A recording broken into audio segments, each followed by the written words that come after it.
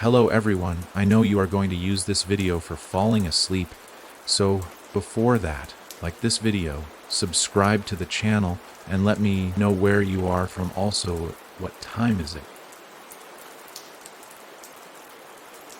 No one really remembered who built the house on Graver's Hill. It stood at the edge of town like a wound the earth refused to heal. Some said it was older than the road that curled around it, that the hill used to be smaller until someone dug too deep into its belly and forgot to fill it back. Whatever truth there was in those stories, the house had been empty for at least 30 years, until the day Eliza moved in. It started with the lights. They weren't supposed to work. There hadn't been a power line up to the hill in decades. But the night Eliza signed the deed, the porch light blinked on. Then the second floor hallway. Then the attic window. The one sealed shut with rusted nails. Folks in town noticed, of course. You couldn't miss that glow cutting through the fog like a knife through butter. But no one said a word. Not to her, anyway. Just nods, half smiles, and hushed whispers when she passed. Eliza wasn't stupid. She knew there were stories. Everyone avoided that hill. The land had been on sale for years. Dirt cheap, but no one touched it. Not after what happened to the Carroll family in '78. Not after the fire in '83 that no one could explain. But Eliza wasn't like the others. She was running from something worse than ghosts. Something that followed her in every cracked mirror and sleepless night. She thought the house on Graver's Hill might be quiet. A dead place, finally still. She was wrong. The first week passed with uneasy peace. The house didn't creak much. The air was damp but still.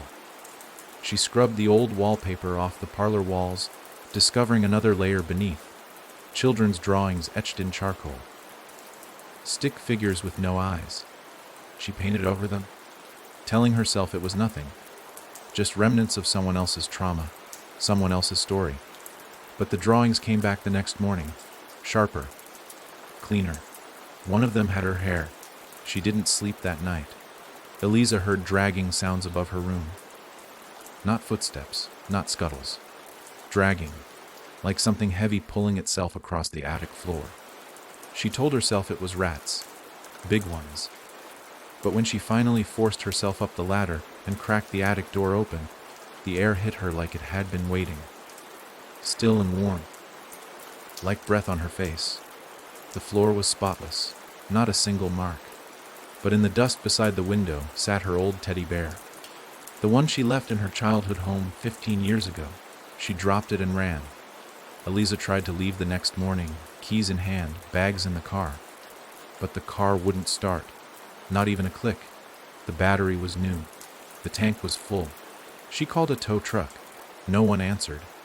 Her phone, which had full bars the night before, was dead.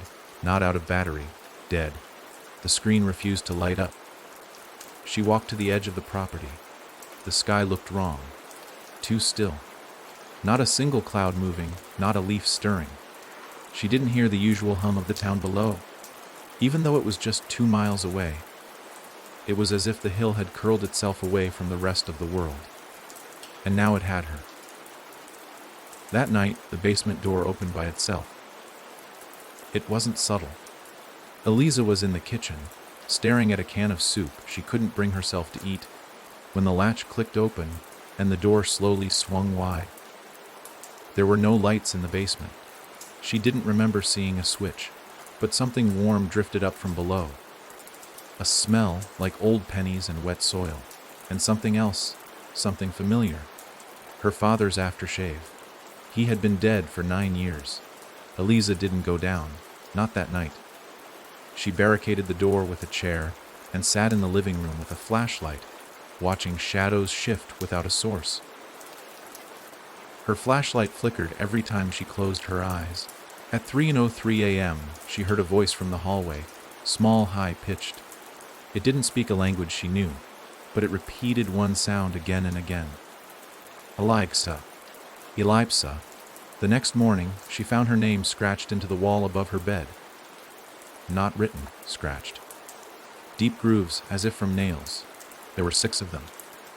The power in the house still worked, even though she had never activated the circuit box. At night, the rooms lit themselves in strange order. First the pantry, then the den, then the upstairs bathroom. She started writing it down. The order never changed. Every night, the same sequence. She mapped it out on a sheet of paper. It drew a pattern. A spiral. Inside the spiral, she found a date, October 13th. 4 days from now. Eliza tried once more to run. She packed lightly this time, determined to get out on foot. But when she opened the front door, the hill wasn't there. Not the road, not the trees, just white. A dense, suffocating fog that swallowed everything past the front steps. She threw a rock into it. It didn't land, just vanished. When she turned back, the house had rearranged itself. The stairs were on the wrong side. Her bags were gone. The walls were bleeding. She passed out in the hallway. When she woke, someone had tucked her in. The bed smelled of lavender and earth. A note lay on her chest, written in a child's uneven scrawl. Stay still. It doesn't like fast things. There were more drawings on the walls now. Hundreds, thousands. A child's room transformed into a gallery of torment. People with heads twisted backward. Figures dangling from trees with smiles carved into their faces. And in the middle always, a woman with long black hair, standing at a window, watching. It was her. On the 3rd night, Eliza heard music, soft, coming from the basement. A lullaby her mother used to hum. One she hadn't heard since the night her mother died, with a belt around her neck in Eliza's childhood home. She followed the sound this time. Something about it drew her in like a tether around her spine. Each step down the basement stairs felt longer than the last. The space below wasn't a basement anymore. It was a room, a nursery. Old toys sat in perfect condition. A mobile turned above an empty crib, casting long, jittery shadows on the walls. The lullaby echoed through a music box spinning on the floor, and behind it all, something stood in the corner, barely visible, watching, not moving, but its breath pulled the air like a tide. Eliza, it said, not in a whisper, but like a memory poured back into her ears. She bolted. Up the stairs, slamming the door behind her. But the moment she turned around, she was no longer in the kitchen. She was in the attic. And it was daytime, and the house was burning. Except nothing was burning. The fire roared in silence, heat without smoke. But when she reached for the ladder to climb down, her hand passed through it like fog, and the fire didn't touch her, only the voices did. Screaming, laughing, repeating names she hadn't spoken in years. The girl from her old apartment building, missing since 2013.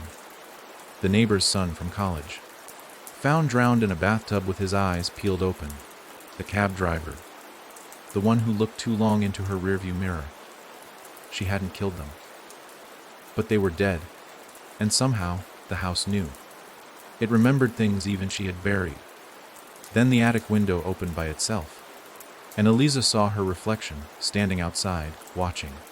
The lights blinked off. Darkness came not like night, but like the end of something old and final. And then, silence. Eliza woke on the floor of the hallway again. No burns, no wounds. Only the smell of soot clinging to her clothes. She crawled to the bathroom, washed her face, looked into the mirror. Her reflection blinked. She didn't. In that instant, Eliza understood. The house didn't want her gone.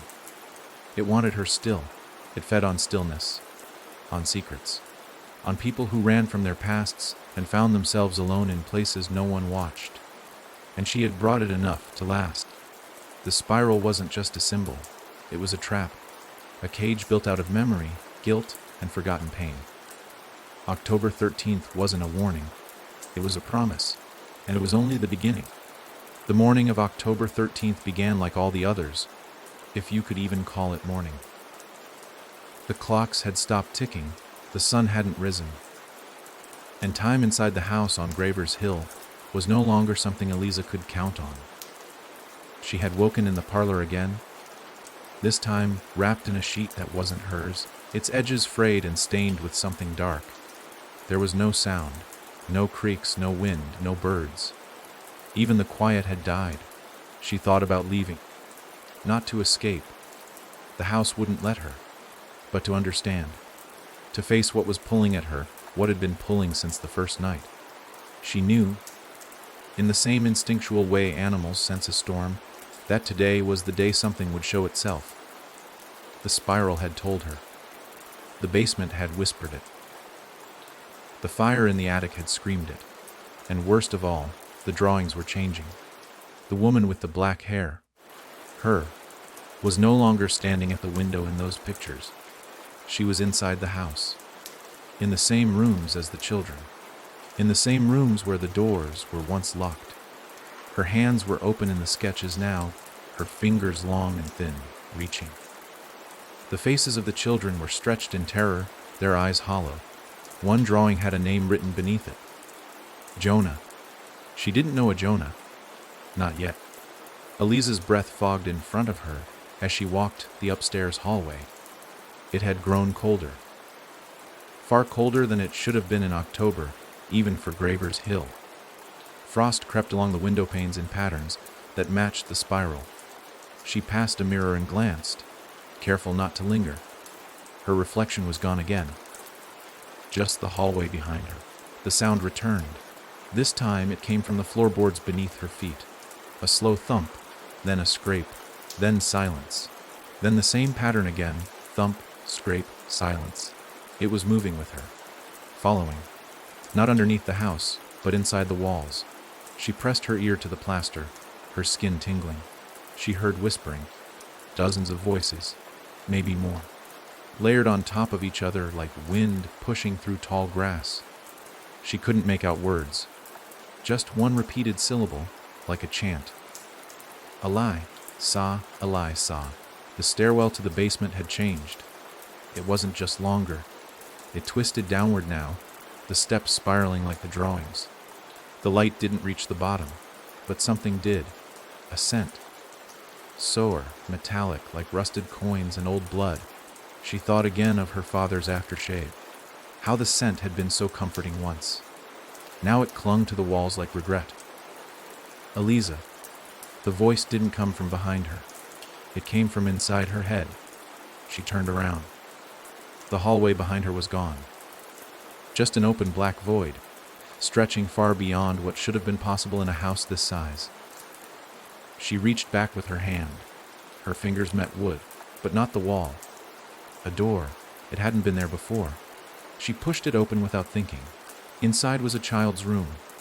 Not the nursery from the basement. This was newer. A small twin bed. Shelves lined with worn toys. A dresser with stickers peeling off. The wallpaper had faded stars and moons, and in the middle of the room was a child, curled up on the floor, whispering into cupped hands. Eliza didn't move. Her heart thumped once, hard, and then seemed to stall. The boy turned slowly, as if expecting her. His face was pale, lips blue. But his eyes weren't right. Too black, too wide, too deep. "You're not supposed to be here yet," he said. His voice didn't match his body. It was old, tired, full of dust and time. "Who are you?" she asked, her voice smaller than she wanted. He stood. His legs didn't bend right, like bones had set wrong after breaking. "You know me. You've known me for a long time." She shook her head. "No, I don't know you." "You did something bad," he said. "You opened the house."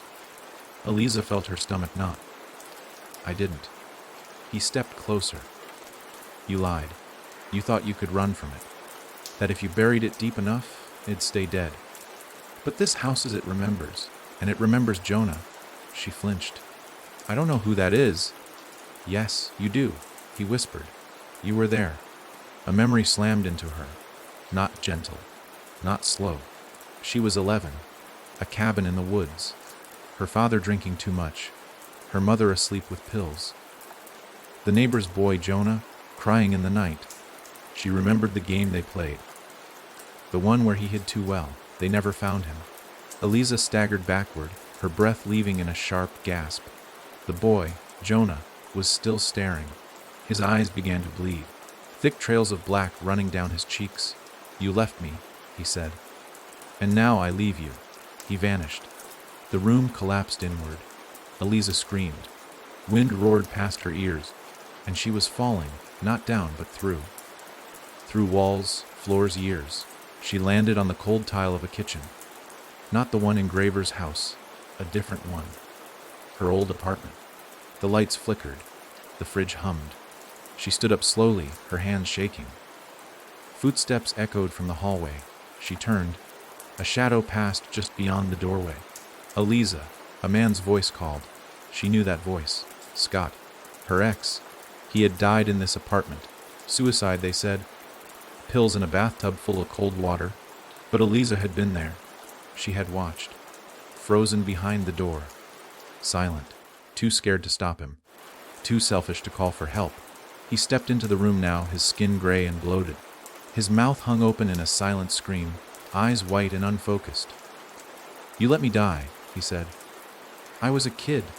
You were you. That was enough." The ceiling peeled open above them like paper. Darkness poured through. Scott vanished into it. And then the house returned. She was back in Graver's Hill. Back on the floor. Back in the spiral. Except the spiral was now burned into her skin. She looked down. It was on her forearm. Raised, red, throbbing, branded. The walls of the house groaned. The lights blinked in a new pattern now. This one didn't make a spiral. It made an eye. From outside, thunder rumbled. Wind howled. The fog returned, thick and wet, pressing against the windows like flesh. Then came the knocking. One knock. Then two. Then 13. Eliza didn't move. A voice called through the door. Not a whisper. Not a shout. Her own voice. "Let me in." She couldn't breathe. The drawings in the hallway began to animate, their charcoal lines twitching. Children weeping. Doors slamming. Fire climbing the walls. And always her, watching. Standing. Smiling. The knock came again. And then the door opened. Standing there was herself. But not. This version had hollow eyes.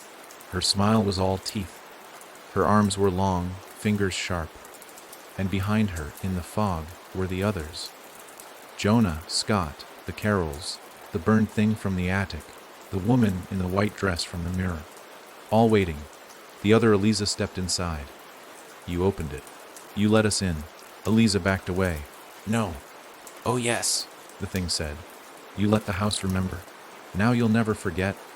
And then the spiral on her arm opened. Not metaphorically. It split. A mouth. A hungry one. With teeth. Eliza screamed. Darkness swallowed her whole. And the house on Graver's Hill, quiet for decades, finally began to breathe again. Because October 13th had arrived. And there were 31 nights left before it ended. Eliza woke to silence. But not the peaceful kind. This silence felt thick, muffled, like a scream buried under a blanket of dirt. She was lying on her back, staring at a ceiling she didn't recognize.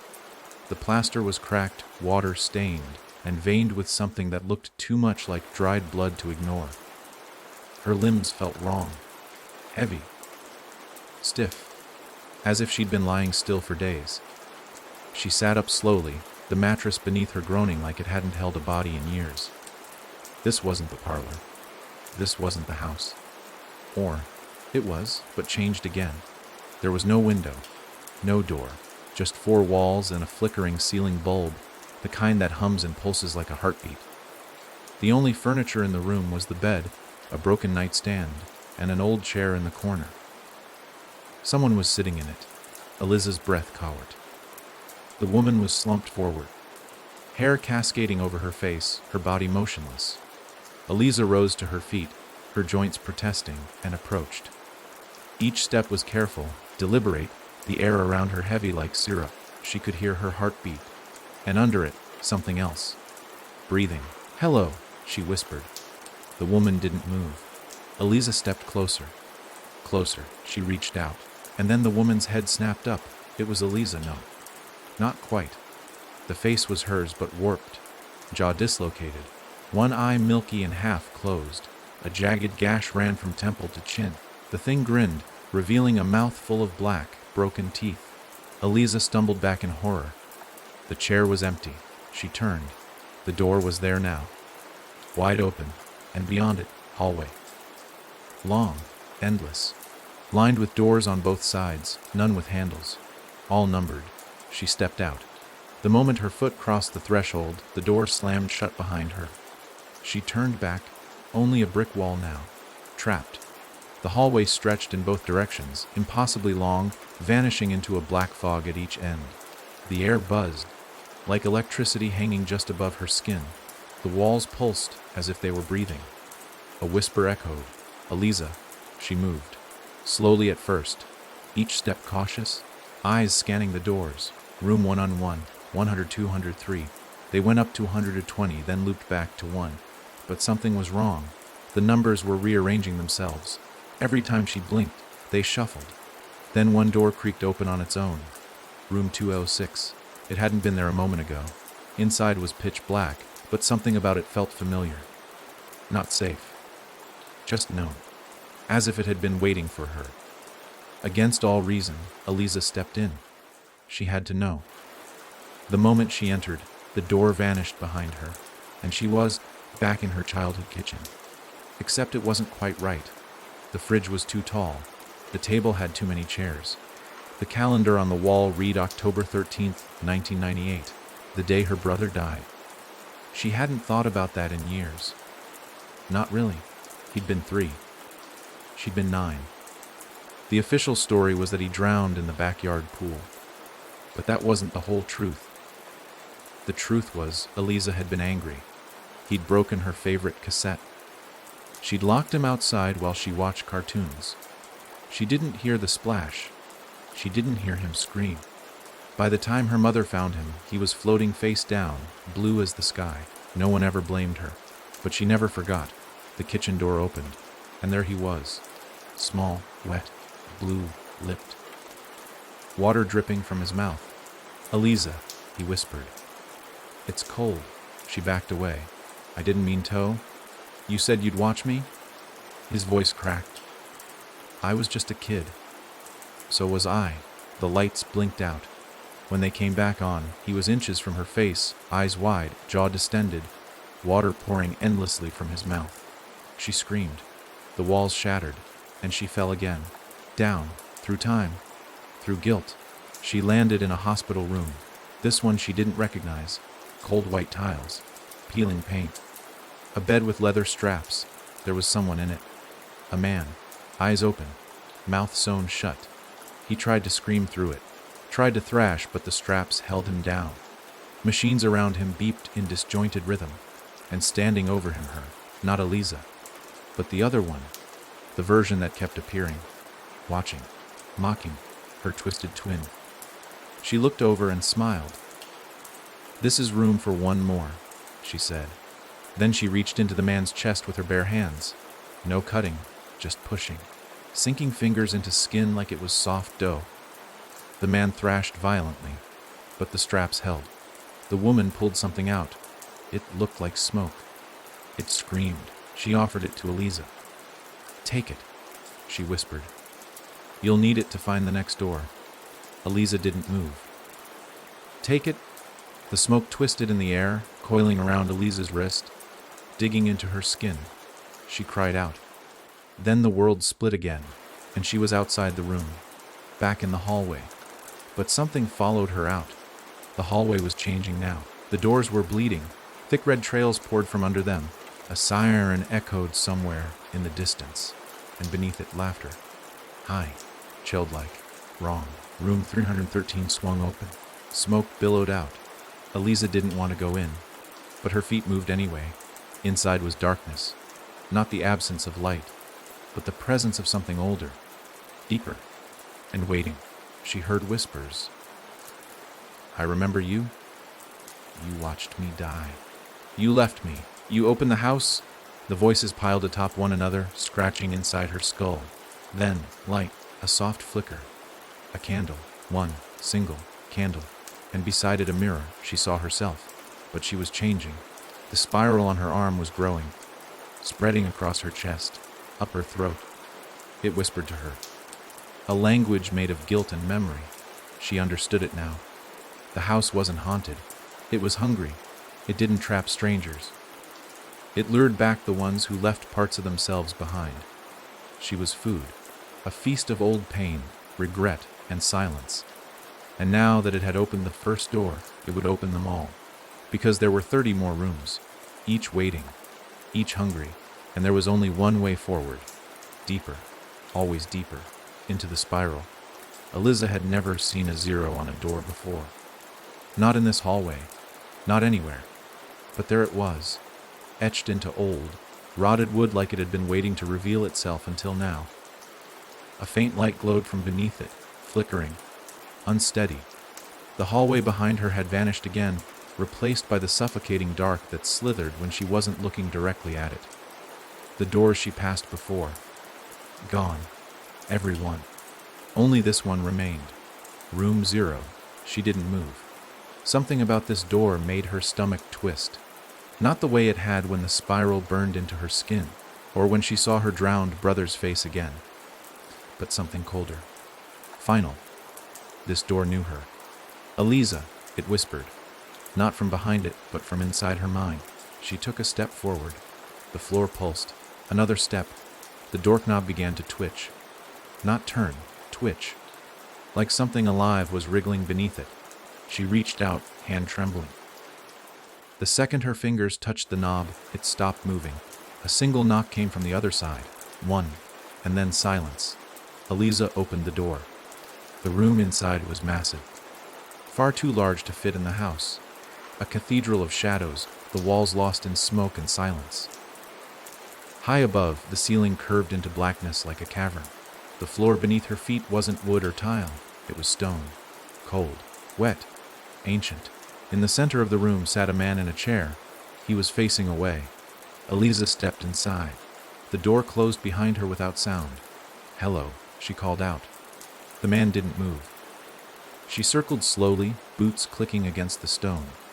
As she got closer, she realized he wasn't breathing, or blinking, just sitting.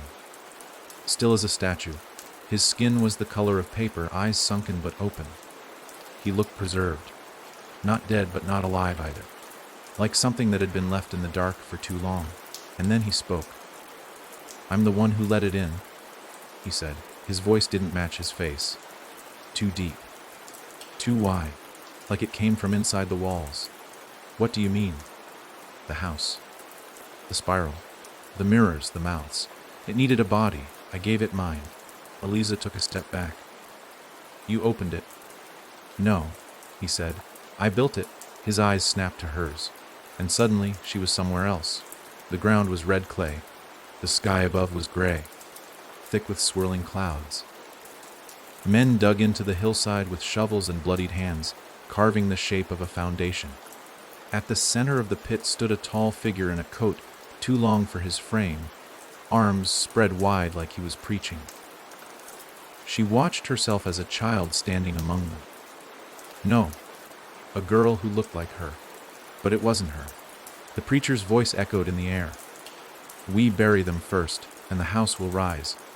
12 coffins waited beside the pit, all small, child-sized. Eliza turned away.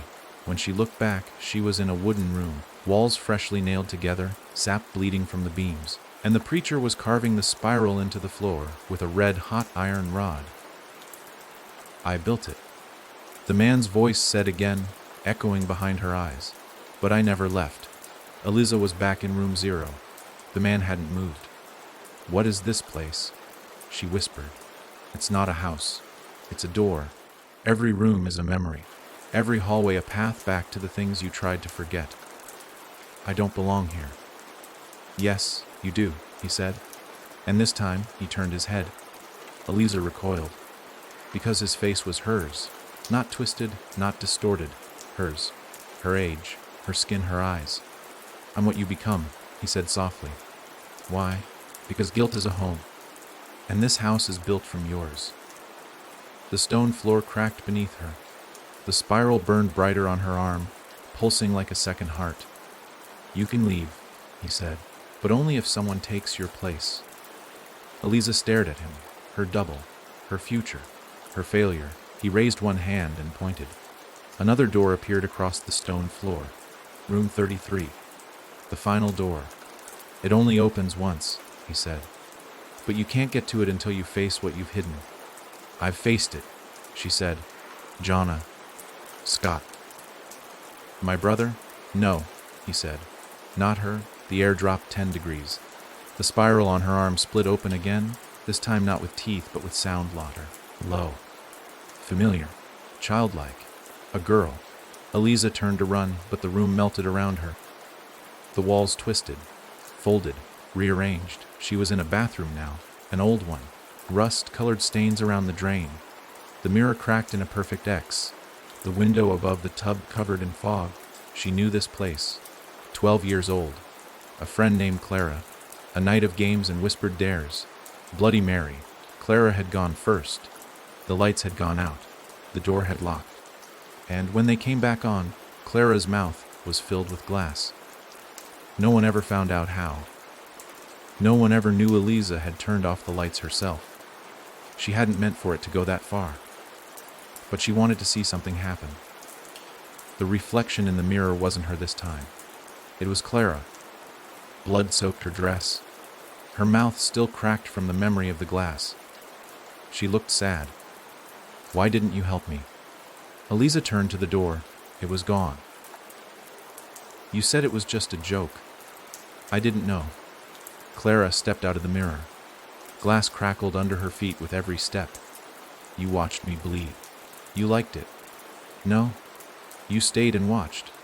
The spiral on Eliza's arm blood, dripping now, real blood.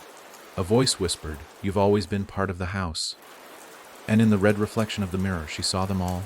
Jonna, Scott, her brother, Clara, her parents, the boy from the stairwell, the woman in the attic, all staring, all waiting, because room 0 wasn't the beginning, it was the seed, the thing buried first, and Eliza wasn't a visitor. She was the final brick in the foundation.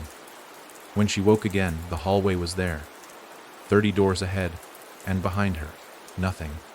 The house had closed behind her, and ahead, the rest of her life, room by room, memory by memory, a crawl deeper into herself until there was nothing left, except the house, and the sound of someone else just now stepping inside. The hallway stretched out before her like a scar cut through time, longer now, wider, darker. The doors were different too, taller, older, some looked carved from stone. Others covered in leather that pulsed faintly, like skin over a heartbeat. Each door had a number, not in sequence anymore. The house no longer pretended to obey logic. Eliza kept walking. Her shoes sank into the carpet, though she swore there hadn't been one a minute ago. It was damp. It squished like moss or meat. The air smelled of copper and rain. The spiral on her arm had stopped bleeding, but it was hot, almost glowing. It pulsed when she passed certain doors, especially door 12. She paused. It was different. Not tall, not bleeding. Just familiar. Wooden plane, slightly cracked near the top like someone had kicked it once and no one ever fixed it. The handle was cold. The spiral throbbed again, harder this time. Open it, a voice whispered. Eliza's jaw clenched. She didn't want to, because she knew what was inside. Not the shape of it, not exactly, but the feeling. The taste of dread on her tongue. The way her spine tightened just looking at the door. But the house wouldn't let her move on without opening it. So, she did. The smell hit her first. Dust, mold, and something else. Something sharp, like bleach and rot. A single flickering bulb lit the room. It swung slowly from a cord hanging from the ceiling. It was her childhood bedroom. Everything was as it had been when she was 8. The pink lamp with the broken switch. The stuffed animals on the shelf. The drawer she was never supposed to open. Eliza stepped in. The moment she crossed the threshold, the temperature dropped. Frost webbed across the window. The stuffed animals turned slowly to face her. She didn't look at them. She went straight to the dresser, the bottom drawer. She crouched and placed her hand on the handle. It was ice cold. Her fingers stuck for a moment, like skin on metal in winter. Then it opened. Inside was a box, wrapped in red cloth. She knew this box. She'd forgotten about it for years, but now her hands remembered the weight, the texture. The box she found in the crawl space. The one that whispered. She hadn't told her parents. She had opened it in secret under the covers. And that's when the scratching started. From inside the walls, she opened the box again now. It was empty, but the scratching began again, soft, steady. From behind the dresser, Eliza stood, slowly. The wall behind the dresser pulsed once. A whisper, "Don't look." She looked anyway. The plaster cracked, split, and from it emerged a hand. Thin, wrong, bones too long, fingers dragging across the floor. Then another hand. Then a head, not quite human, too smooth. No eyes, just a mouth stretched ear to ear, and hair, matted, dripping like it had just come up from something deep. The woman behind the walls. She'd seen her once, long ago. A flash in a dream, or what she thought was a dream. Eliza froze. The woman crawled through the wall, her limbs jerking like a marionette cut from strings. She didn't speak. She sang. A lullaby with no words, just notes that trembled and slid like broken glass in water. And then she smiled. "Eliza," she whispered. "You let me in." Eliza backed toward the door. But it was gone, of course. "You opened the box," the woman said. "You whispered the rhyme. You gave me a name." "I didn't know." "You never do?" The woman crept forward. Her knees didn't bend. Her feet didn't touch the floor. "You made me real. I was a kid, and now you're mine." Eliza screamed. The walls closed in. She turned, slammed her fists against the drywall, clawed at the edges where the door used to be. But there was nothing. No escape. The room was smaller now. The ceiling dropped an inch. The woman was behind her, breathing, soft, wet. "Room 12 is where I wait," she whispered. "Every time. For every one of you." Eliza turned to face her.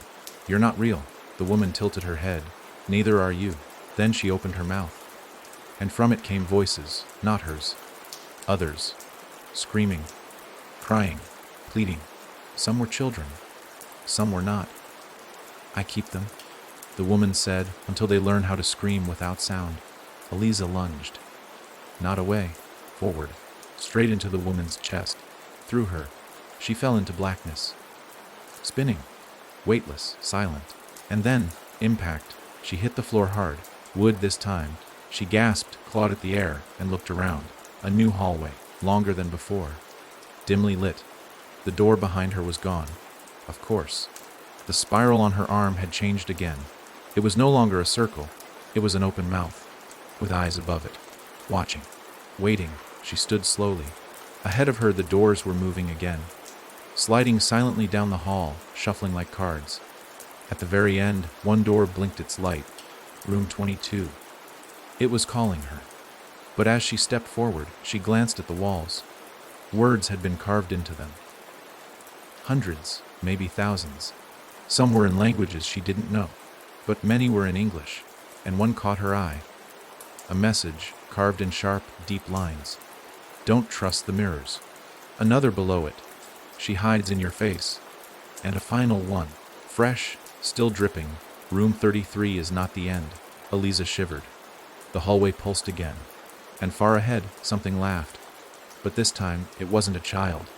It was her own voice, calling her forward. Eliza moved forward, but her feet felt like they weighed 100 pounds each. The hallway didn't lead. It pulled. Like the floor was gently sloped and gravity had made up its mind. The lights flickered above her head, dancing in time with her heartbeat. Room 22 blinked in the distance like a dying eye. But she wasn't ready for it yet, not before answering the warning scratched into the wall behind her. "Don't trust the mirrors." She looked around. The hallway had changed again. There were mirrors now. Dozens, framed in wood and gold, iron and bone. Some were shattered, some were fogged, but none of them reflected her properly. Each version of herself stood differently, one with a hand pressed against the glass, one with her mouth sewn shut, one grinning with black gums and empty eyes. One of them was crying. She turned away, but the mirrors followed. Each time she passed one, the reflection watched. It didn't move in sync.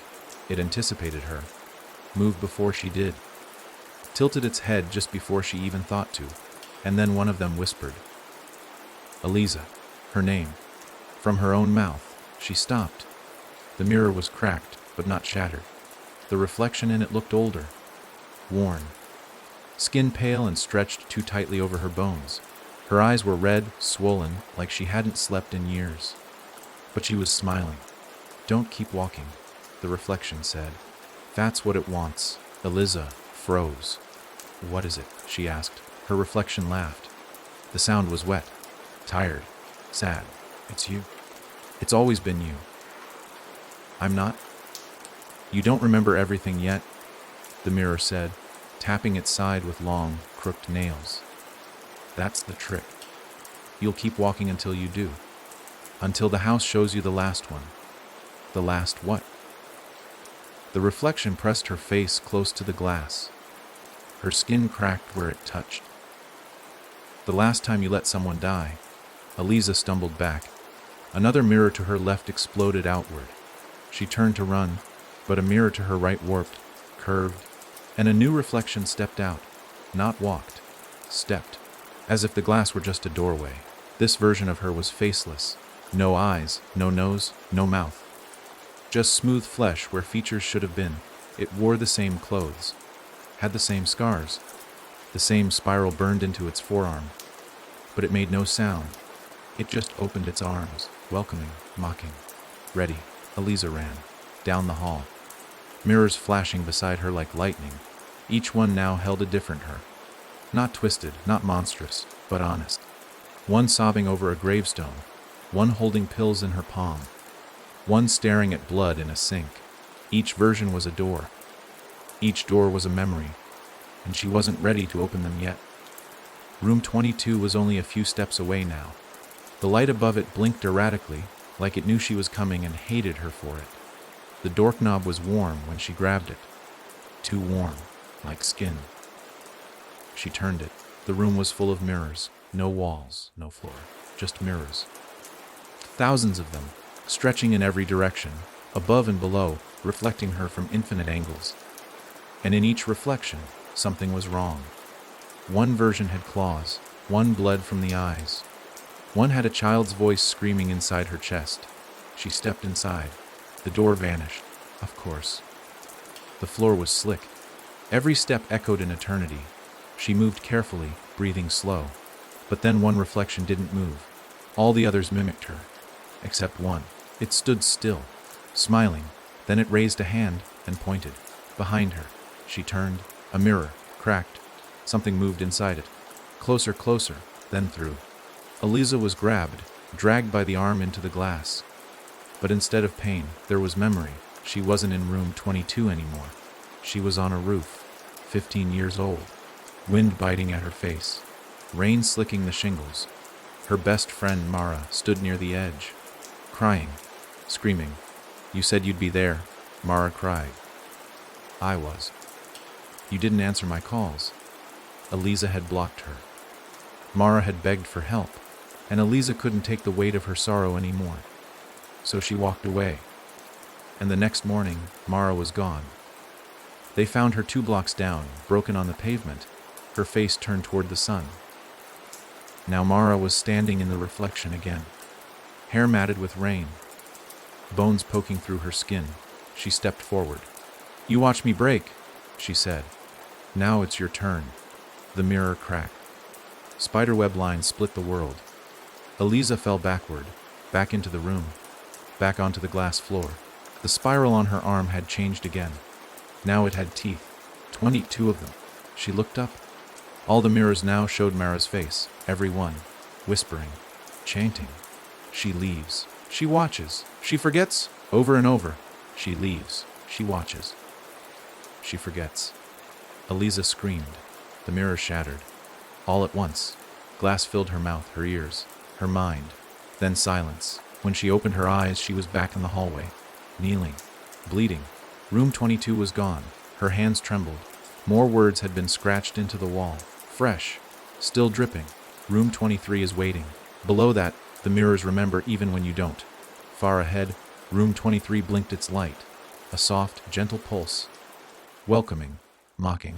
Eliza stood, wiped blood from her mouth, and kept walking, because the only thing worse than remembering Nim was what came next. Room 23 didn't blink like the others. It breathed. The light above the door pulsed in and out, not randomly, but with rhythm, like lungs expanding and collapsing. A pattern. A warning. Or maybe an invitation. Eliza stood in front of it for a long time. Long enough for her shadow to shift. Long enough for the walls around her to sweat. The air was thicker now. Not humid. Clotted. Each breath felt like swallowing something warm and wet. The spiral on her arm was twitching. Not pulsing.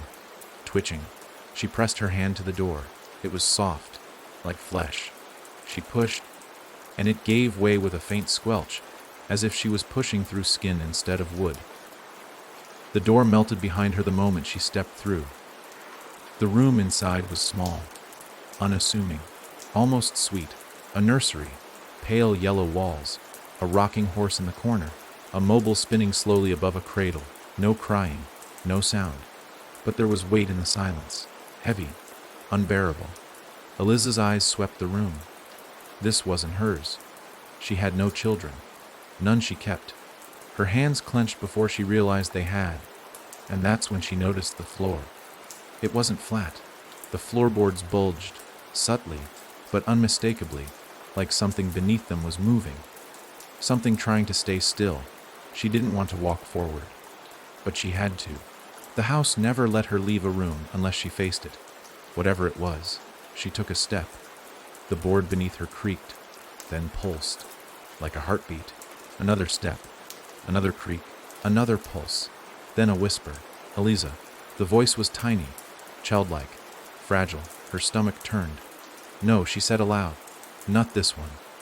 The mobile above the cradle began to spin faster. Too fast. It screeched once, metal grinding against itself, then snapped. The pieces fell into the cradle with a sound too heavy for toys. The cradle rocked, empty. But the shadow it cast on the wall was not empty. There was a child in that shadow. Small, thin, shaking. Eliza, it whispered again. Why didn't you take me with you? She didn't answer. She couldn't, because the truth was already crawling its way back into her throat. 10 years ago, a man named Travis, a house she was never supposed to be in, a night she thought she had escaped, and the test. Positive, she told no one. She left. She bled, alone, Motul. And when it was over, she buried what was left in the woods behind the building and never returned. But the house remembered, and now so did she.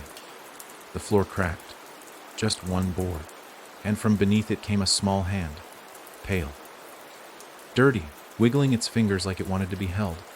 Eliza, tears blurred her vision. She took another step. The floor buckled. The room groaned, more hands now, tiny ones, pulling, scraping, clawing their way up through the cracks, not out of rage, but need. Desperation. They weren't angry, they were lonely. She backed toward the door, but it was gone. Of course. She looked to the walls. They were bulging too now, pushing inward like the room was breathing. A voice inside the wall said, "You left me without a name." The rocking horse toppled over. The lights flickered. The ceiling began to weep, thin red lines dripping from the corners.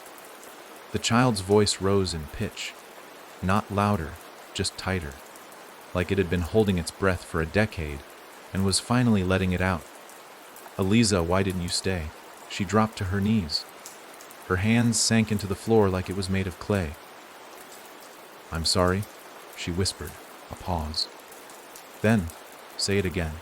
"I'm sorry." Louder. "I should have." "Say it." "I should have stayed. I should have named you." Silence. The hands froze. The floor stopped pulsing. The walls stopped bulging. The light above flickered once, and then a breath escaped from the floor. One long, shuddering sigh. The hands withdrew. The board sealed. The rocking horse stood up. The cradle stopped moving. Eliza was alone again, but not forgotten. A new mark had appeared on her arm, below the spiral. A name. Silas. She hadn't known it until she said it in her mind, but it had been there all along. Room 23 was gone. She sat there, knees to her chest, not crying, just breathing. For the first time in hours, she felt air in her lungs that didn't taste like rot. She stood, wobbled, looked ahead. The hallway stretched again, no end in sight, but the doors had changed. Each one now had 2 numbers, one on the top, one on the bottom, as if the house had gotten bored of straight counting. Room 24 blinked. The number beneath it, 0. She reached it, touched the knob. It didn't twist. A voice behind her spoke. "Don't open that one yet." She turned. It was herself again, but not monstrous, not twisted. Just tired, eyes swollen, hands shaking, her voice barely a whisper. "That door is yours." But not now, not yet. Eliza blinked. The reflection was gone. The door had vanished too. In its place, stairs, going down, and on the wall beside them, some things live deeper. Below that, a new sentence, carved freshly into the wall. The child in the floor was just the beginning. And the housey laughed. Not out loud, not with sound, but with pressure. A silent tremor through the bones of the building, like it knew she had remembered. And that meant it could begin feeding on what came next. The staircase leading down wasn't part of the original blueprint of the house. Not that Eliza had ever seen one, but she was sure. It was too long, too steep, and too dark. The steps were made of stone now, slick with moisture, like they'd been carved from something deep underground and dragged upward into the hall just for her. There was no railing, just air on either side, cold and vibrating with something unspeakable. At the top of the staircase, she hesitated. The spiral on her arm was quiet again. No heat, no bleeding. But that didn't comfort her. The last time it had gone still, she'd nearly drowned in memory. The walls beside the stairs were tight at first, pressing in like a throat around her body. Then, after 33 steps, she counted, they widened. The air got thicker and the darkness took on a shape of its own. Not just absence of light, but presence of something else. Something vast. Something patient. She stepped off the final stair into a space she couldn't measure. The sound of her footsteps didn't echo. The air didn't move. There was no visible source of light, but she could see, barely. Just enough. She was in a room that looked like a basement, but not the one she remembered. The one she'd visited on the first night was filled with old toys, dust, and whispers. This place was hollow. No corners, no ceiling. The walls arched like ribs. The floor curved upward at the edges like the inside of a mouth. And in the center, something was hanging. Eliza approached slowly. It was a door, suspended from the ceiling by thick, rotted ropes, not connected to anything, just hanging, spinning gently. On the front, a number carved deeply. Room 1. Her stomach twisted. The ropes creaked as the door turned toward her. No knob, no hinges. But as she stared, a low hum began to rise from the floor beneath her. A vibration, a frequency that drilled into her teeth, her bones, her skull. She covered her ears, but it didn't stop. The spiral on her arm burned again, this time cold, like ice in her bloodstream. Then the ropes snapped, and the door dropped. But it didn't hit the ground. It fell upward, like gravity turned on itself, and then it opened mid-air. A rush of black fog poured out and wrapped around Eliza's throat, pulling her toward it. She resisted, digging her heels into the floor, but the fog had fingers now. Hands, arms. It didn't want her to walk in. It wanted to swallow her. As she was pulled off her feet, her fingers scraped the stone. Skin peeled. Blood smeared the ground. She reached for anything, but there was nothing. Just the open door above her and the fog dragging her upward like a sacrifice. And then the voice came, from behind the door. "Welcome back." Eliza was yanked through the opening. The world twisted sideways, and then she was standing again, on her feet, on solid ground. But everything around her was wrong. She wasn't in the basement anymore. She was in a hospital, but not a modern one. The walls were lined with green tile, stained and cracked. Fluorescent lights above flickered and buzzed, half of them broken. The smell was overpowering, antiseptic and rot, mold and blood, and screaming, distant, muffled, constant. She looked down. She was wearing a gown. Her arms were strapped. A voice shouted from the next room, "She's awake again." Footsteps approached. Too many. She turned to run, but the door behind her was gone. Of course. Two figures entered, faces blurred. One held a needle, the other a clipboard. They spoke in unison. She remembers too much. She won't forget again. Time to try again.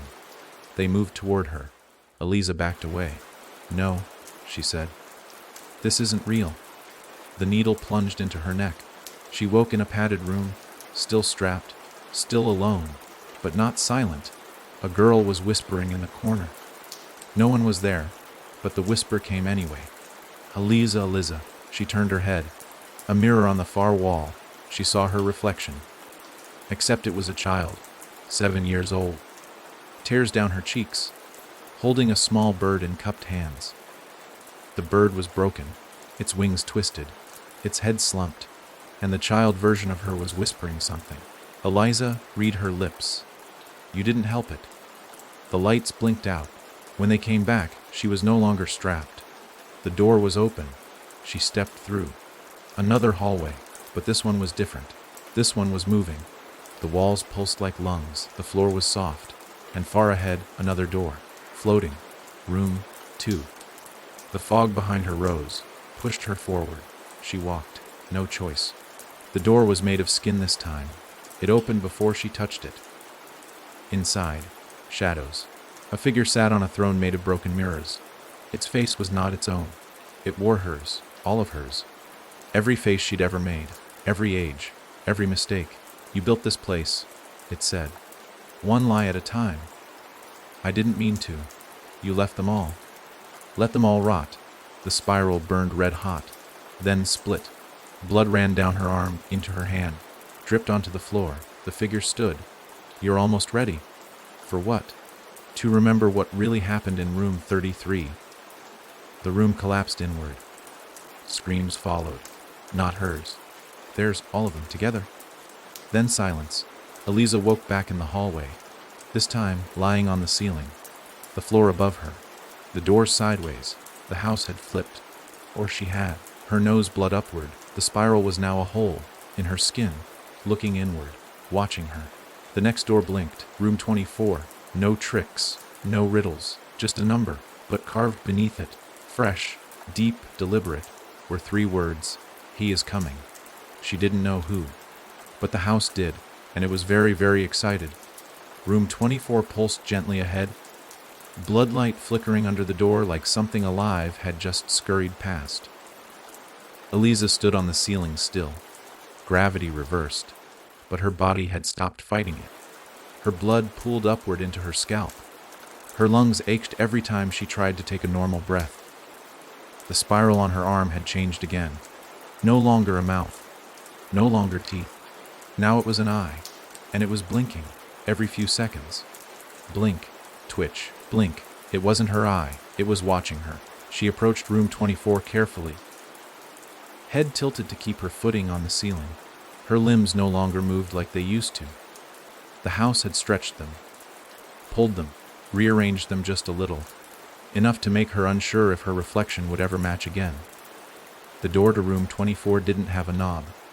Instead, it had a slit, a thin, wet opening like lips pressed together in prayer. She placed her hand on it, and it opened. Not like a door, like flesh. The room inside glowed red, not painted, not lit. The air itself was red. It had no corners, no edges, no ceiling or floor, just an endless, seamless curve, a womb, or a stomach. She couldn't tell which. Eliza stepped inside.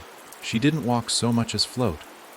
The room carried her forward like a slow wave, pushing gently yet insistently. In the center of the room stood a table. Stone, black, wet with something that steamed on contact with the red light. On the table, a book, bound in something leathery.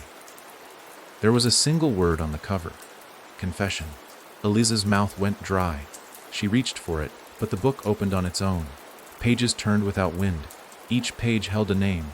Names she remembered, names she buried. Mara, Jonah, Clara, Silas, Scott, her brother. Each name handwritten in black ink, letters shaky and uneven. But beside each name a symbol, not the spiral, different. Unique. Mara's page had a pair of wings torn down the middle. Clara's showed a mirror, cracked into a grin. Jonah's was a toy shovel bent in half. Scott's was a bathtub with the plug pulled loose. Silas just an empty crib, bleeding from the joints. And her brother's, a flower, wilted, dead. Beneath the names was a final page. Blank, except for the title above it. Yours? She tried to turn the page, but the book screamed. Not in sound, in pressure. Her skull rang.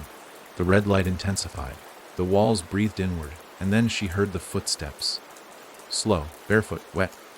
From behind her, she turned. There was nothing, but the footsteps kept coming. Closer, she moved backward. The book forgotten on the table. The red room pulsed now, throbbing like a wound. And then he appeared. Tall, naked, featureless. Skin like stretched wax over bone. Where his face should have been, there was a mirror. A perfect reflection of her own. But only her eyes, only her mouth. Moving, though her own didn't.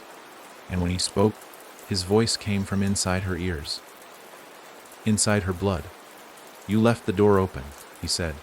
She tried to speak, but her throat was full of feathers. I watched you leave, he continued. Watched you turn your back. You called me imaginary. I didn't mean. You gave me your fear. Fed me with silence. That was enough. He stepped closer. Every inch he moved, the walls receded. The table vanished. The book closed, and the red turned darker. Who are you? She asked, barely whispering. His face reflected hers again, but this time, her reflection smiled. I'm what comes after memory, he said. I'm what you built to hide from truth. The spiral on her arm burned hot, too hot. It opened. Blood poured out in streams, spraying the floor, the walls.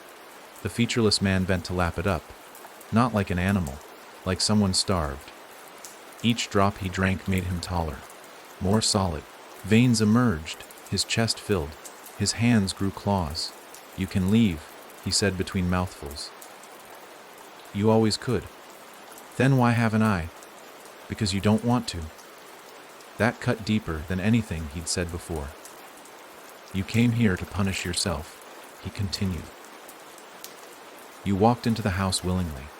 You followed the spiral. Because out there, he gestured toward the invisible outside world. You're worse. She shook her head. No, you're not just haunted, you're home to it. He stepped closer, taller than the door now. His arms spread. Room 33 is waiting. But you won't survive it unless you understand what you did here. The red began to fade. The walls dimmed. He was shrinking again, falling inward, back into himself. Tell me, he whispered. What happened in this room? And the memory came. Not in a flash, not in a scream, but in a single suffocating detail. She remembered the girl. Not a friend, not family. Just a name from the group home. Leanne. Quiet, strange.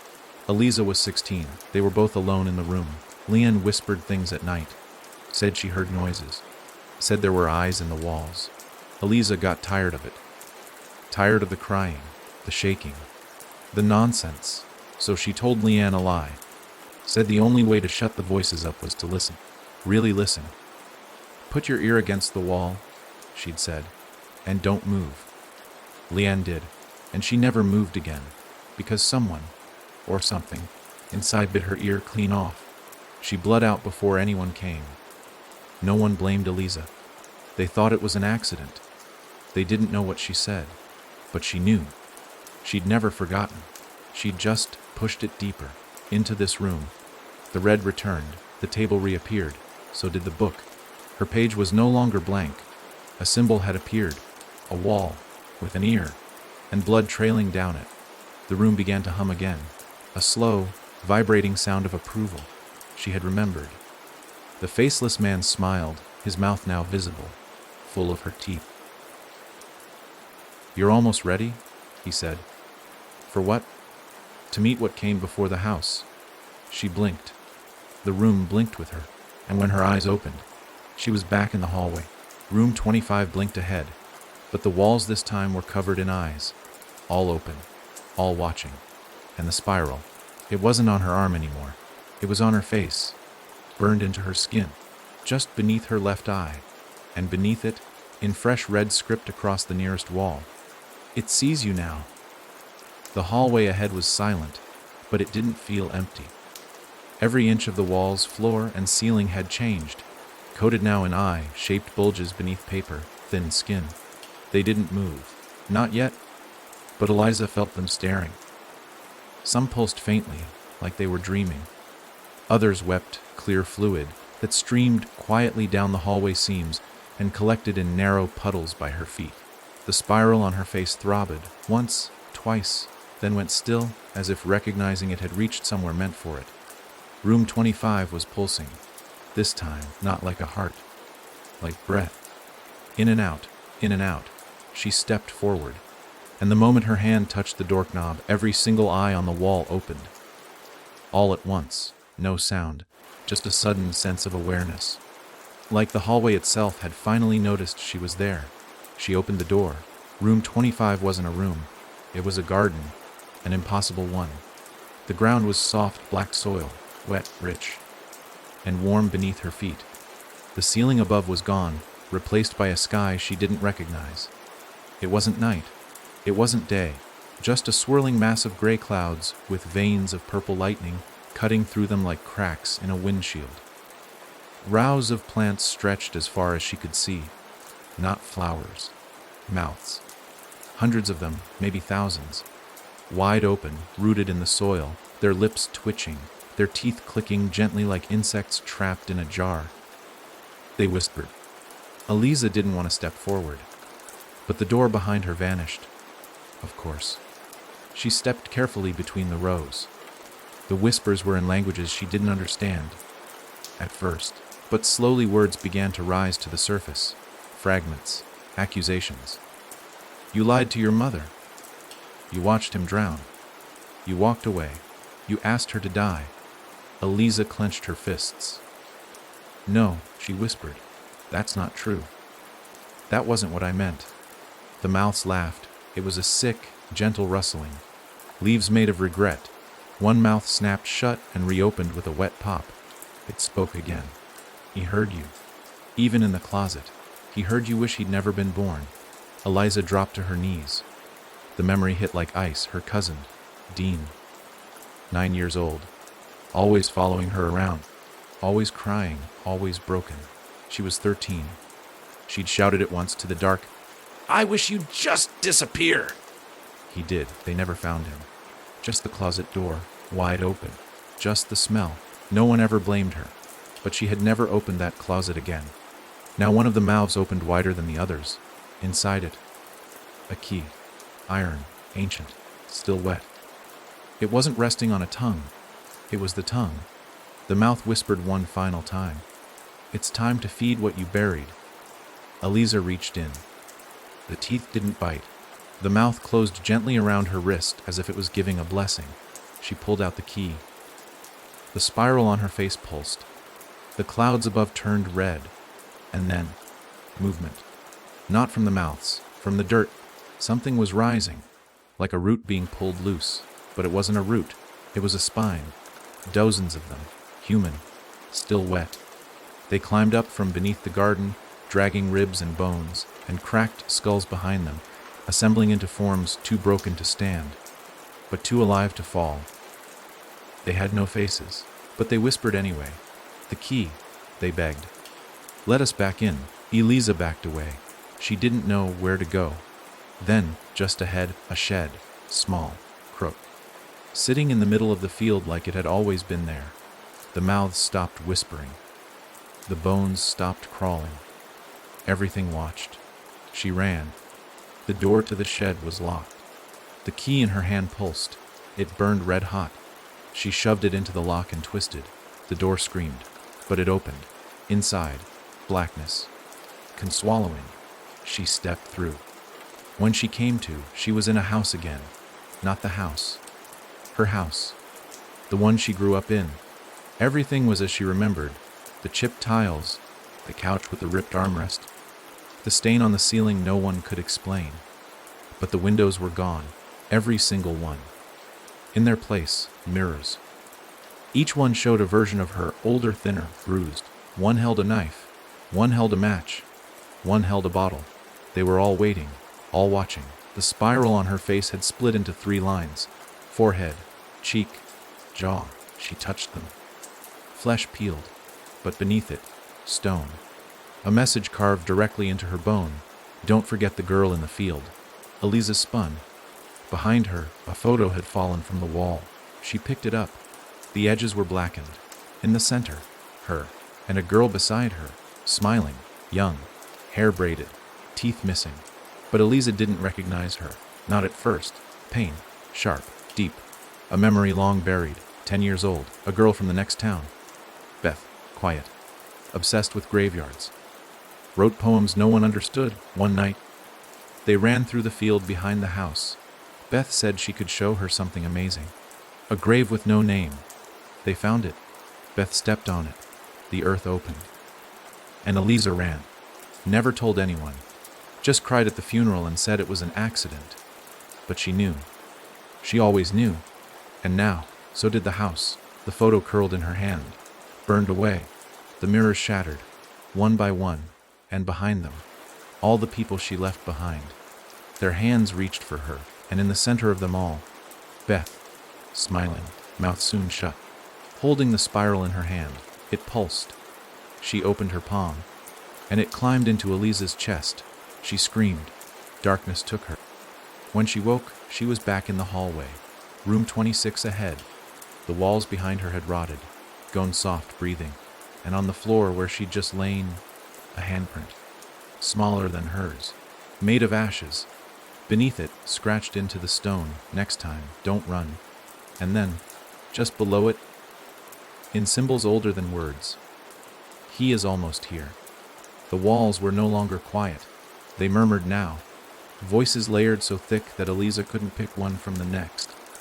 They weren't angry. Worse, they were expectant, like the murmuring that fills a crowd before a public execution. That collective breath, held just before someone is dragged into the light. Room 26 pulsed ahead. It didn't blink, didn't breathe. It simply waited. A door that had been patient for too long. Eliza's skin itched under the spiral carved into her face. The burn had subsided, but in its place was a cold throb, like something inside her was keeping rhythm with something inside the room. The air before the door shimmered. Not heat, not light. Memory. It clung to her like smoke, and then she smelled it charred wood, melting plastic skin. Fire. But nothing around her was burning. Not yet. She put her hand on the doorknob. It sizzled. The door opened before she could scream. Inside, blackened walls, ash falling like snow, every surface scorched beyond recognition. Furniture reduced to outlines on the floor, shadows of what had once been alive etched into the walls by flame. But no heat, only silence. At the center of the room was a bed, burned, springs poking through the mattress like exposed ribs. On it lay a body, charred, unmoving, face gone. Just a black skull with melted teeth and sockets full of ash. But Eliza knew who it was, even before the whisper. You lit the match. Her legs nearly gave out. No, she whispered. I didn't mean to. I was just curious. The body twitched, once, twice. Then sat up, its neck cracked. Ash spilled from its mouth as it opened, and a voice she hadn't heard in 20 years spilled out, I told you not to play in the garage. The voice of Mrs. Farrell, her babysitter, the old woman who used to hum lullabies in a language Eliza never knew. The one she locked in the garage on a dare, the one who never came out, the one they blamed the faulty wiring for. But the truth was simpler, more brutal. She had flicked a match, just one, to scare her, to see her scream, She never expected it to catch. But it did. The room filled with smoke again. Real this time. Thick, suffocating. The fire didn't burn the way it should have. It whispered.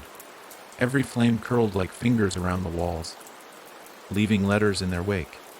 She screamed, but you laughed. You watched her burn. You said nothing. Eliza dropped to her knees, coughing, choking. The spiral pulsed beneath her ribs now, burrowing deeper. The air cracked. The burned body of Mrs. Furl rose into the air, arms hanging limply, legs dragging ash across the floor. She hovered in front of Eliza, and then her skin split open, not like flesh, like paper, peeling apart to reveal something far worse beneath. Not a person, a room, a door, built from ribs and suit and teeth. It opened. Eliza was pulled inside. She was back in her childhood home. Again, this time not the living room, not the kitchen, the hallway. Longer than she remembered. At the end, her old bedroom, but the door was different, covered in locks. She knew what was behind it, something she never wanted to see again. She walked forward anyway. The hallway stretched with her. With every step she took, the ceiling lowered, the floor softened, and the pictures on the walls changed. First her, smiling, then her, frowning, then her, screaming, then her, gone, just empty frames. She reached the door, put her hand on the first lock. It opened, no key, just memory. The second. The third melted. Each lock undone by remembering. The night she found her mother on the floor. The letter written in red pen. The last thing her father ever said to her before he left. Each truth unlocked another piece, until the door creaked open. Inside, nothing. Dark. Silent. And in the center, a box. She stepped in. Her voice didn't echo. There was no sound at all. The box was plain. Unlabeled. She opened it. Inside, ashes. Not real. Symbolic. But she knew whose they were. The last piece of Mrs. Farrell. The guilt she thought she buried. The fire she never told the truth about. A final note rested beneath the ashes, written in ash itself. Tell them, or carry me forever. Eliza nodded. The door behind her didn't reappear. Instead, the floor fell away. She dropped, screamed, then landed in the hallway again. Room 26 was gone, replaced by a crack in the wall. From that crack, heat, real heat. The house had woken up, and it was angry. The eyes on the walls bled now. Not tears, not blood, molten wax.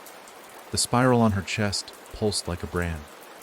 And the floor beneath her whispered, "He knows what you did." Far ahead, room 27 blinked, but this time the number wasn't alone.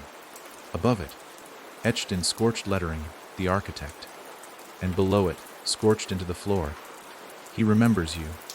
Eliza took a breath and stepped toward her maker. Eliza could feel the heat before she even reached room 27. Not the kind that warmed skin. This was old heat, buried deep and slow. Like something that had been simmering for centuries beneath the surface, finally beginning to stir. It wasn't just the walls that felt hot now. The air had weight. It pressed on her shoulders, on her chest, slid into her lungs with every breath, like she was inhaling someone's breath that had been held too long. Room 27 didn't blink. It stared. The number was etched into stone now, not wood. Deep grooves blackened around the edges, as though someone had carved it into smoldering flesh. Above it, the words "the architect" glowed faintly, freshly burned, not by a match, but by memory. The door was shaped like a coffin, narrow, tall, covered in chains that clinked faintly even without movement. A lock rested in the center, glowing dull red like coal beneath ash. Eliza stepped forward. The lock opened without a key. The chains slithered to the floor like snakes. The door swung open, and she stepped into the beginning. The room was a library, but not a human one. The walls were made of bone, spines stacked like bookshelves, ribs arranged into arches, skulls crushed into lamp fixtures. Parchment made of stretched skin hung from ceiling to floor. Covered in writing she recognized but couldn't translate. Words she had seen before, on walls, in mirrors, in blood. The spiral pulsed across the parchment like a moving shadow.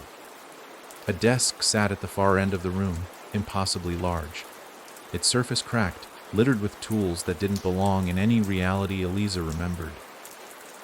Hooks shaped like question marks, quills that dripped black despite never touching ink, needles that hummed when she looked at them too long.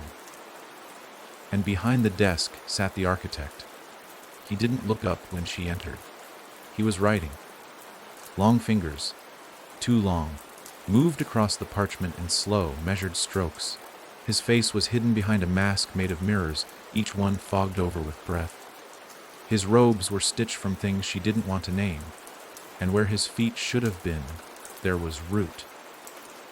Thick, twisted tendrils of bark and flesh, tangled into the floor itself. She didn't speak. Not yet. The architect did. "I was there," he said, voice low and wide, like the space beneath the ocean. "At the first forgetting, I watched you turn your back. I wrote it down." Eliza swallowed hard. Why? He stopped writing. "To build a house like this," he said, "you need mortar. Regret is soft. Shame fades. But forgetting is forever." He stood, slowly, each movement echoing inside her teeth. "You don't just live here," he said. "You funded the foundation. You poured yourself into the cracks. You gave me the plans." "That's not true," she whispered. He turned to her. All the mirror panels on his face cleared at once, and each one reflected a different moment of her life. Every one she had buried. Some she had twisted to feel less guilty. Some she had rewritten entirely. She saw herself smiling while someone cried. Saw herself closing a door she claimed she never touched. Saw herself laughing while someone else bled. "No," she said. "I didn't remember. I didn't know." "You didn't want to," he replied. "You needed to forget so you could sleep. So you could smile at strangers. So you could lie to yourself. And I built the lie." He reached into his chest, pulled something out. It was a key, made of bone, dripping blood. Still beating, he offered it to her. "What is it?" she asked. "Room 33, he said. "You'll need this. It doesn't open with guilt. Only with understanding." She reached out, touched it. It screamed. Not out loud, in her veins. Every nerve lit up, and then she saw it. For just a moment. Room 33, it wasn't a door. It was a hole, at the center of the house, at the center of herself, and something was waiting inside. Smiling. The vision vanished. She was on her knees. Blood on her face. The architect stood above her. Still writing. "Take the key," he said. "But know this, you're not the only one walking the halls. He's coming." "Ooh." "You already fed him," the architect said, piece by piece, lie by lie. And then the library began to collapse. The walls folded inward, the parchment burned. Not with fire, but rot. The bookshelves twisted. The mirrors on the architect's face shattered. And for 1 second, Eliza saw his face. It was her own, but older, hollow, eyes missing, mouth sewn shut, and carved into his forehead, the spiral. Burned so deep it looked like it had grown there. She screamed. The room fell, and she landed, back in the hallway. Alone. Except she wasn't. Footsteps echoed behind her. Slow, wet, deliberate, not rushing, not chasing, just approaching. She turned. No one. But the hallway had changed. Longer now. Wider. Doors on either side opened, not waiting for her. Waiting for someone else. Something else. Far ahead, room 28. The number glowed on the wall, but beneath it, scratched into the stone with something sharp, RUNNANGS, and next to that, freshly bleeding, HES NENAU10GRY HES CURIOUS. Eliza stepped forward, the bone key still clenched in her palm. And behind her, the sound of breathing. Not human, not animal, just waiting. The hallway grew wider as Eliza walked, but the light grew thinner, like the space ahead didn't want to be seen. Room 28 waited like a held breath, still, silent, just barely glowing with pale blue light, so weak she almost thought it was moonlight. Except there was no moon in this house, no sky, no stars, and no one else. Except the thing following her. She hadn't seen it yet. But it moved when she moved. It paused when she paused, and every time she looked over her shoulder, the air behind her rippled, as if whatever followed had weight, but no body. Mass, but no skin. Room 28 was shaped like a door trying to remember what it used to be. Crooked edges, hinges bent like arthritic fingers, a pane of glass in the upper half. But it wasn't glass. It was a lens, watching her, blinking once as she approached. She didn't touch it this time. The door opened for her. Inside was a house. Not the house. A house. Her grandmother's. Warm carpet, soft lights, that strange smell of old furniture, talcum powder, and rust. Familiar, disarming, and fake, because every window was wrong. They were too tall, too narrow, too full. She crept to the nearest one, pushed aside the lace curtain, and screamed. A face stared in, pressed tight to the glass. Lips parted, eyes wide, skin pale. Not blinking, not breathing, just watching. She stumbled back. Another curtain fluttered. Another face. Same expression. Different person. She ran to the kitchen. 3 windows. 3 faces. All different, all watching. Eliza backed into the hallway, and the TV turned on. No one touched it. Just static at first. Then the channel changed. No remote. No buttons. The screen showed her, kneeling on the floor in this very house, crying, shaking. The image zoomed in on her face. Then split. The left half stayed her. The right half changed. Lips parted wider. Eyes rolled up. And a spiral appeared over the cheek. Room 28 wasn't showing her the past. It was feeding her the future. And then the windows shattered. All at once. The faces didn't come in. They screamed. A high, thin, dry scream like wind forced through broken teeth. She covered her ears. Blood trickled down her temples. And when she looked again, each window was filled with a version of her.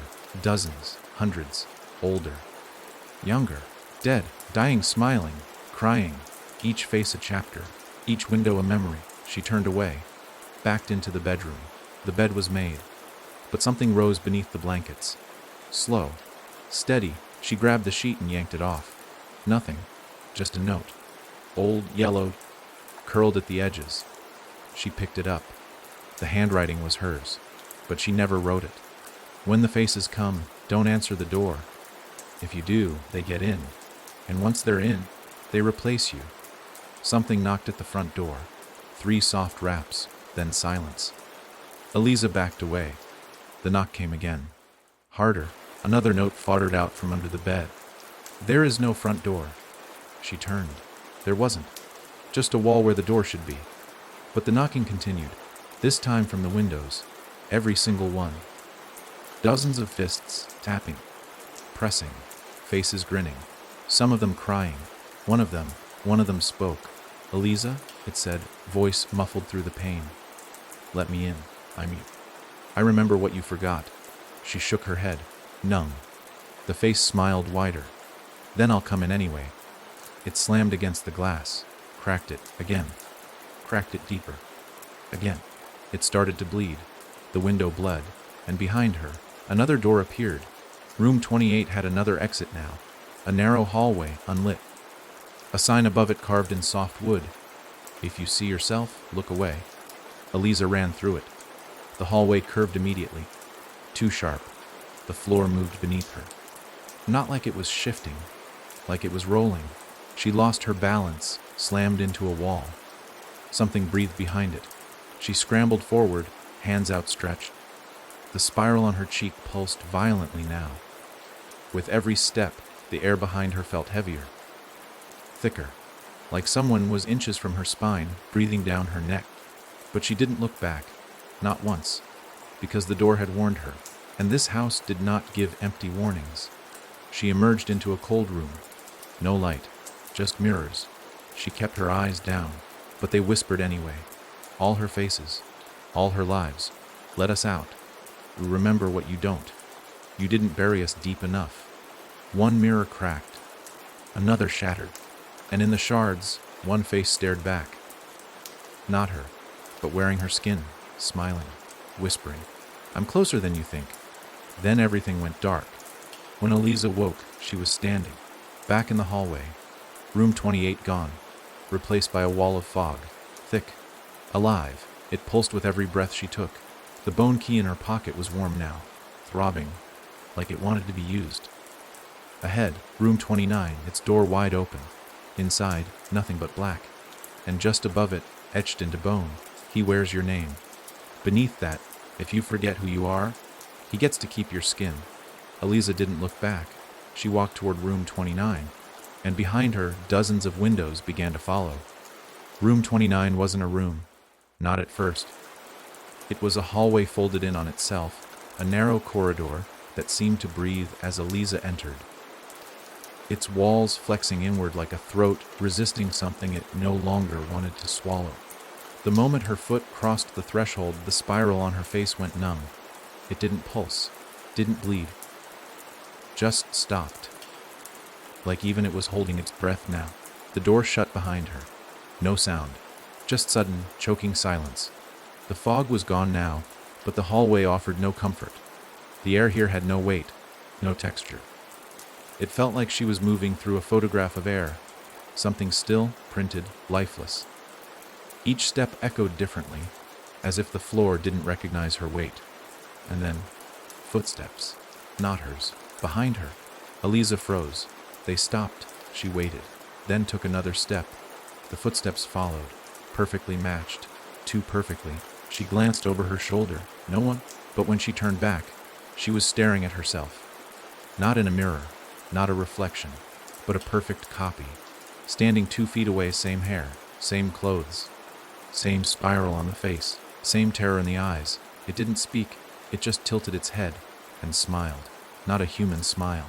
Too wide, too flat, too practiced. Then it whispered, "You forgot me." Eliza stepped back. Her double stepped forward. "You shed me like a skin." I waited. I watched. I learned. "I don't know you," Eliza whispered. The copy laughed. A sound like paper tearing in reverse. "No, but I know everything you've forgotten." Then it held out its arms. Skin cracked along the elbows, peeling, sliding off like wet parchment. Eliza staggered backward, tripped over something soft. Looked down. Skins, hundreds of them, some hers, some not. All stacked, layered, still breathing. They whispered when she touched them. "Don't look too close. Aware's what you leave behind." Eliza backed against the wall. The hallway shifted, twisted, the floor tilted, vomited her into another room. She landed on her knees, felt wood under her palms. Warm wood, wet wood. The room was lit by firelight, but there was no fire. The light came from the walls themselves, pulsing like veins, glowing orange, red from beneath a thin membrane of peeling paint and dried skin. Dozens of chairs sat in a circle, every one filled, not with people, with versions of her, aged, scarred, laughing, screaming.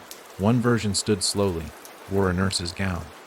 A name badge, Eliza. Her arms were bandaged, wrists purple, eyes glassy. She stepped forward and placed something in Eliza's hands. A photograph. A little girl, face blurred, standing outside a house that looked like it had been rotting since birth. On the back, "You left her there. You promised you'd be right back." Eliza remembered. 7 years ago. A runaway. She'd hitched a ride with a stranger, found a house that looked abandoned. Inside, a girl, no older than 5, dressed in oversized clothes, said her name was Tilly. Tilly cried. Tilly clung to her. Tilly asked her not to leave, but Eliza did. She told herself she'd come back later, bring help, but she never did, and when she returned weeks later, the house was gone, just woods, as if it had never existed. Another version of Eliza stood from the circle.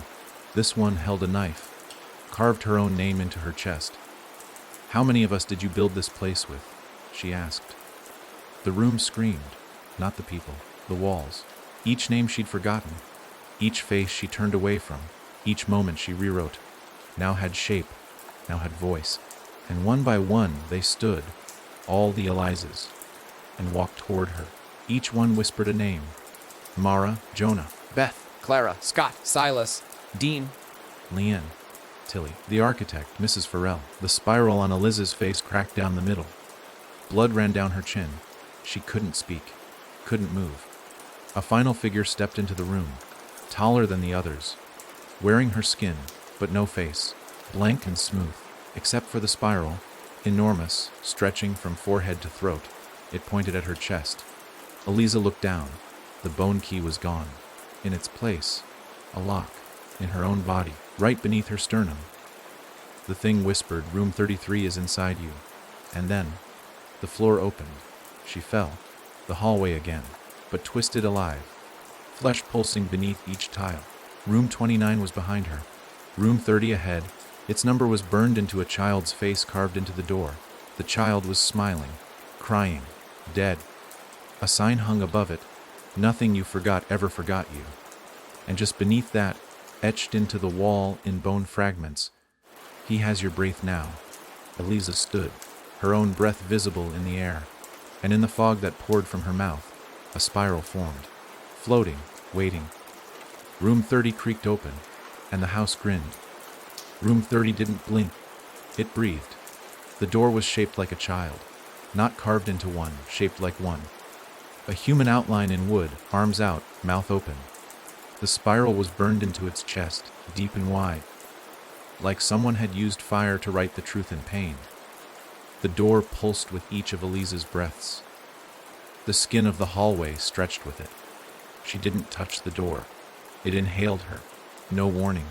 No choice. 1 second, she stood before it. The next, she was inside it.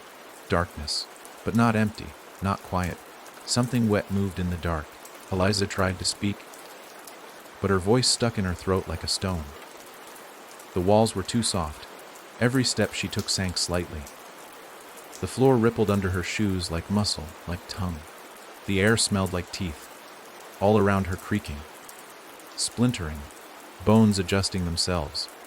A sound like someone waking up after years of sleeping in the wrong shape. And then, a light, faint, above her. A staircase descended from the ceiling, step by step, built by invisible hands. Each stair carved from bone, each edge sharp, each creak a scream in a child's voice. She climbed, because there was no door behind her now. Only the whisper of something waiting below, something licking its lips and whispering her name with breath that smelled like things left under floorboards for too long. As she climbed, she passed pictures, hung crooked on walls made of old doors. Each picture was of her, not posed, not staged, candid, moments she never saw captured. Her standing in the rain, staring at a broken fence. Her holding a dead bird behind her back. Her in the mirror, practicing a lie she hadn't told yet. Her whispering a name she'd never spoken aloud. The stairs twisted sideways, then upside down. Gravity stopped playing by its rules. Eliza kept climbing. She passed a room filled with children's shoes, all burned. She passed a hallway of keys. None fit anything. She passed a mirror that didn't reflect anything but teeth. And then she reached a door. This one was shaped like a mouth. A full jaw, unhinged, cracked at the molars. It opened as she approached. Inside, her childhood bedroom, but made of muscle, walls pulsing, the ceiling dripping saliva, the bed breathing, and on the floor, a girl, small, curled, shaking. She was made of hair. Nothing but black hair and eyes too large. She looked up as Eliza entered, and spoke in her voice, "You left me here when you started lying." Eliza knelt. "Who are you?" "I'm the part of you that still remembers." The girl stood. Her eyes were wet voids. "There are things you locked away so deeply they started chewing their way out." The spiral on Eliza's chest opened again. This time, not bleeding. It spoke. A voice poured from the wound. Her own voice begging. "Let me go. Let me forget. Let me lie." The girl of hair reached into Eliza's chest. Fingers disappearing into the spiral like dipping into water. She pulled out a photo. Faded, stained. A boy tied to a chair in an abandoned house. Eliza couldn't look, but the girl forced her to. "You told him it was just a game," she said, "but you left and never came back." The boy's name was Jeremy, 12 years old. He'd followed Eliza into a boarded house on a dare. She told him they were playing ghost hunters. Said, "You stay here. I'll go get help." But she never came back. She got scared, ran home, and lied. Said he'd wandered off. They found his body weeks later, but never told her, never had to, because she never asked, never looked. She buried it, deep. But the house dug it up, and now the girl of hair was weeping. Her tears burned through the floor, sizzled into symbols. A single sentence etched into the bleeding muscle below. If you lie again, the house takes your tongue. Eliza tried to look away, but her spiral pulsed, burned, and the room began to collapse. The ceiling folded in. The bed howled. The girl vanished into smoke, and the mouth door reopened. Not behind her, in her. It split open along her chest, and ribs snapping wide, and she stepped through herself, back in the hallway. But something had changed. The doors ahead had faces now. Real ones. Stretched skin nailed to each wooden slab. Mouths sewn shut, eyes blinking, twitching. One door whimpered as she passed. Another tried to speak, but its stitches held tight. Room 30 was gone. Room 31 loomed. Massive. Built from mirrors. Shattered, smoking, cracked. It stood taller than the others. Wider. A cathedral of shame. Its number glowed in red. Beneath it, carved with fingernails, "This room watches you back." And below that, in blood, "If you flinch, he sees you." The hallway behind her crumbled. Only one way forward. Eliza placed her hand on her chest. The spiral opened, and from deep inside something whispered, "2 more rooms." Then the mouth opens all the way. Room 31 creaked, and the sound was her own voice, saying a name she swore she'd never speak again. Room 31 stood like a monument, taller than any door had the right to be. Its surface shimmered with hundreds of broken mirrors, each one reflecting not Eliza's image, but her moments. Moments she had buried. Moments no one else had ever seen. It was not made to keep something in. It was built to reveal. Each crack in the glass whispered as she approached. Not words, breaths. They inhaled her memories, one by one, as if preparing to show her what even she couldn't face anymore. The warning above the door still burned. "This room watches you back." And underneath, fresh and wet, carved with something dull, "If you flinch, he sees you." Eliza swallowed the bile rising in her throat. The spiral on her chest throbbed with heat and fear, but it did not bleed. Not yet. She stepped inside. There were no walls, just endless mirrors, floating suspended in the dark, forming a vast, impossible cathedral. Each mirror moved with her. They followed her like eyes. Reflections slid across their surfaces without obeying light or angle. They walked when she didn't. They bled when she blinked. One shattered when she whispered. The sound it made was a scream she hadn't heard since she was 17. She turned to leave, but the door had vanished behind her. Of course. One of the mirrors closest to her trembled. It showed a hallway. Hers, from the apartment on 9th Street. The year she dropped out. She remembered this moment, the night she heard a knock at the door and didn't answer. Too tired, too scared, too lost. The next day, she found out her neighbor died in the hallway. Heart attack, alone. Her fingerprints were never found on the doorknob, because she never touched it. The mirror pulsed red. She moved to the next. A park bench, her backpack, a note she never mailed. A man sitting beside her crying, begging her to talk. She walked away. He shot himself 2 hours later in a public restroom. The spiral on her chest began to open again. Slow, controlled. Whispers leaked out. "See what you are. See what you left. See who still waits." She stumbled backward, crashed into a mirror. It didn't break. It opened. A hand reached through. Burned. Familiar. It grabbed her wrist, yanked her through. Eliza was in a hospital now. Fluorescent lights above. Bleached floor below. The smell of rubbing alcohol and old sweat. Nurses whispered down the hall. She knew this place. She had worked here. 2 weeks. Night shift. A woman in room 112, quiet, dying, alone, begged for water, begged for someone. Eliza had clocked out early that night, left her paperwork on the desk. Room 112 went cold before sunrise. She stood in front of the door now. It opened on its own. Inside, the bed was empty. but written in dried blood across the mattress. Still thirsty. The lights exploded. The world turned black again. She was back in the mirror cathedral. But now the mirrors were closer, moving, twitching, and in each one, him, not a reflection, not a memory, him, the one who had been following her since room 0, since the spiral opened. No face, only shape, wearing her skin like a trophy, stretching it too wide, too thin. One mirror cracked as he stepped into it. Then another. Then another. He was in the mirrors. Every single one. Walking toward her. Not chasing. Not running. Just approaching. The spiral on her chest split further. The whispers got louder. He wears what you leave behind. And you've left so much. She tried to run, but the mirrors closed around her. Formed walls. A coffin. A mouth. And they whispered, "Room 33 is not a room. It is you," she screamed. Her voice shattered glass. Not metaphor, not illusion. Real glass. Real blood. It rained around her. Cut her arms, her face, her chest. And inside the wounds, eyes, not hers. Not human. Watching from inside her own skin.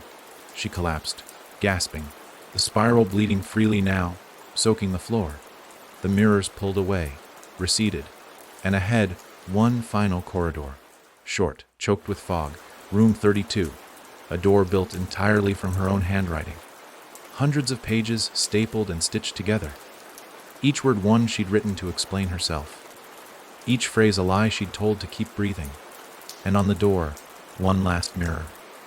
Unbroken, showing her face. But with his eyes, she touched it. The door melted. She stepped into darkness. And the house whispered, "Next is room 33. And he is already inside you." Eliza fell to her knees. The hallway behind her disappeared.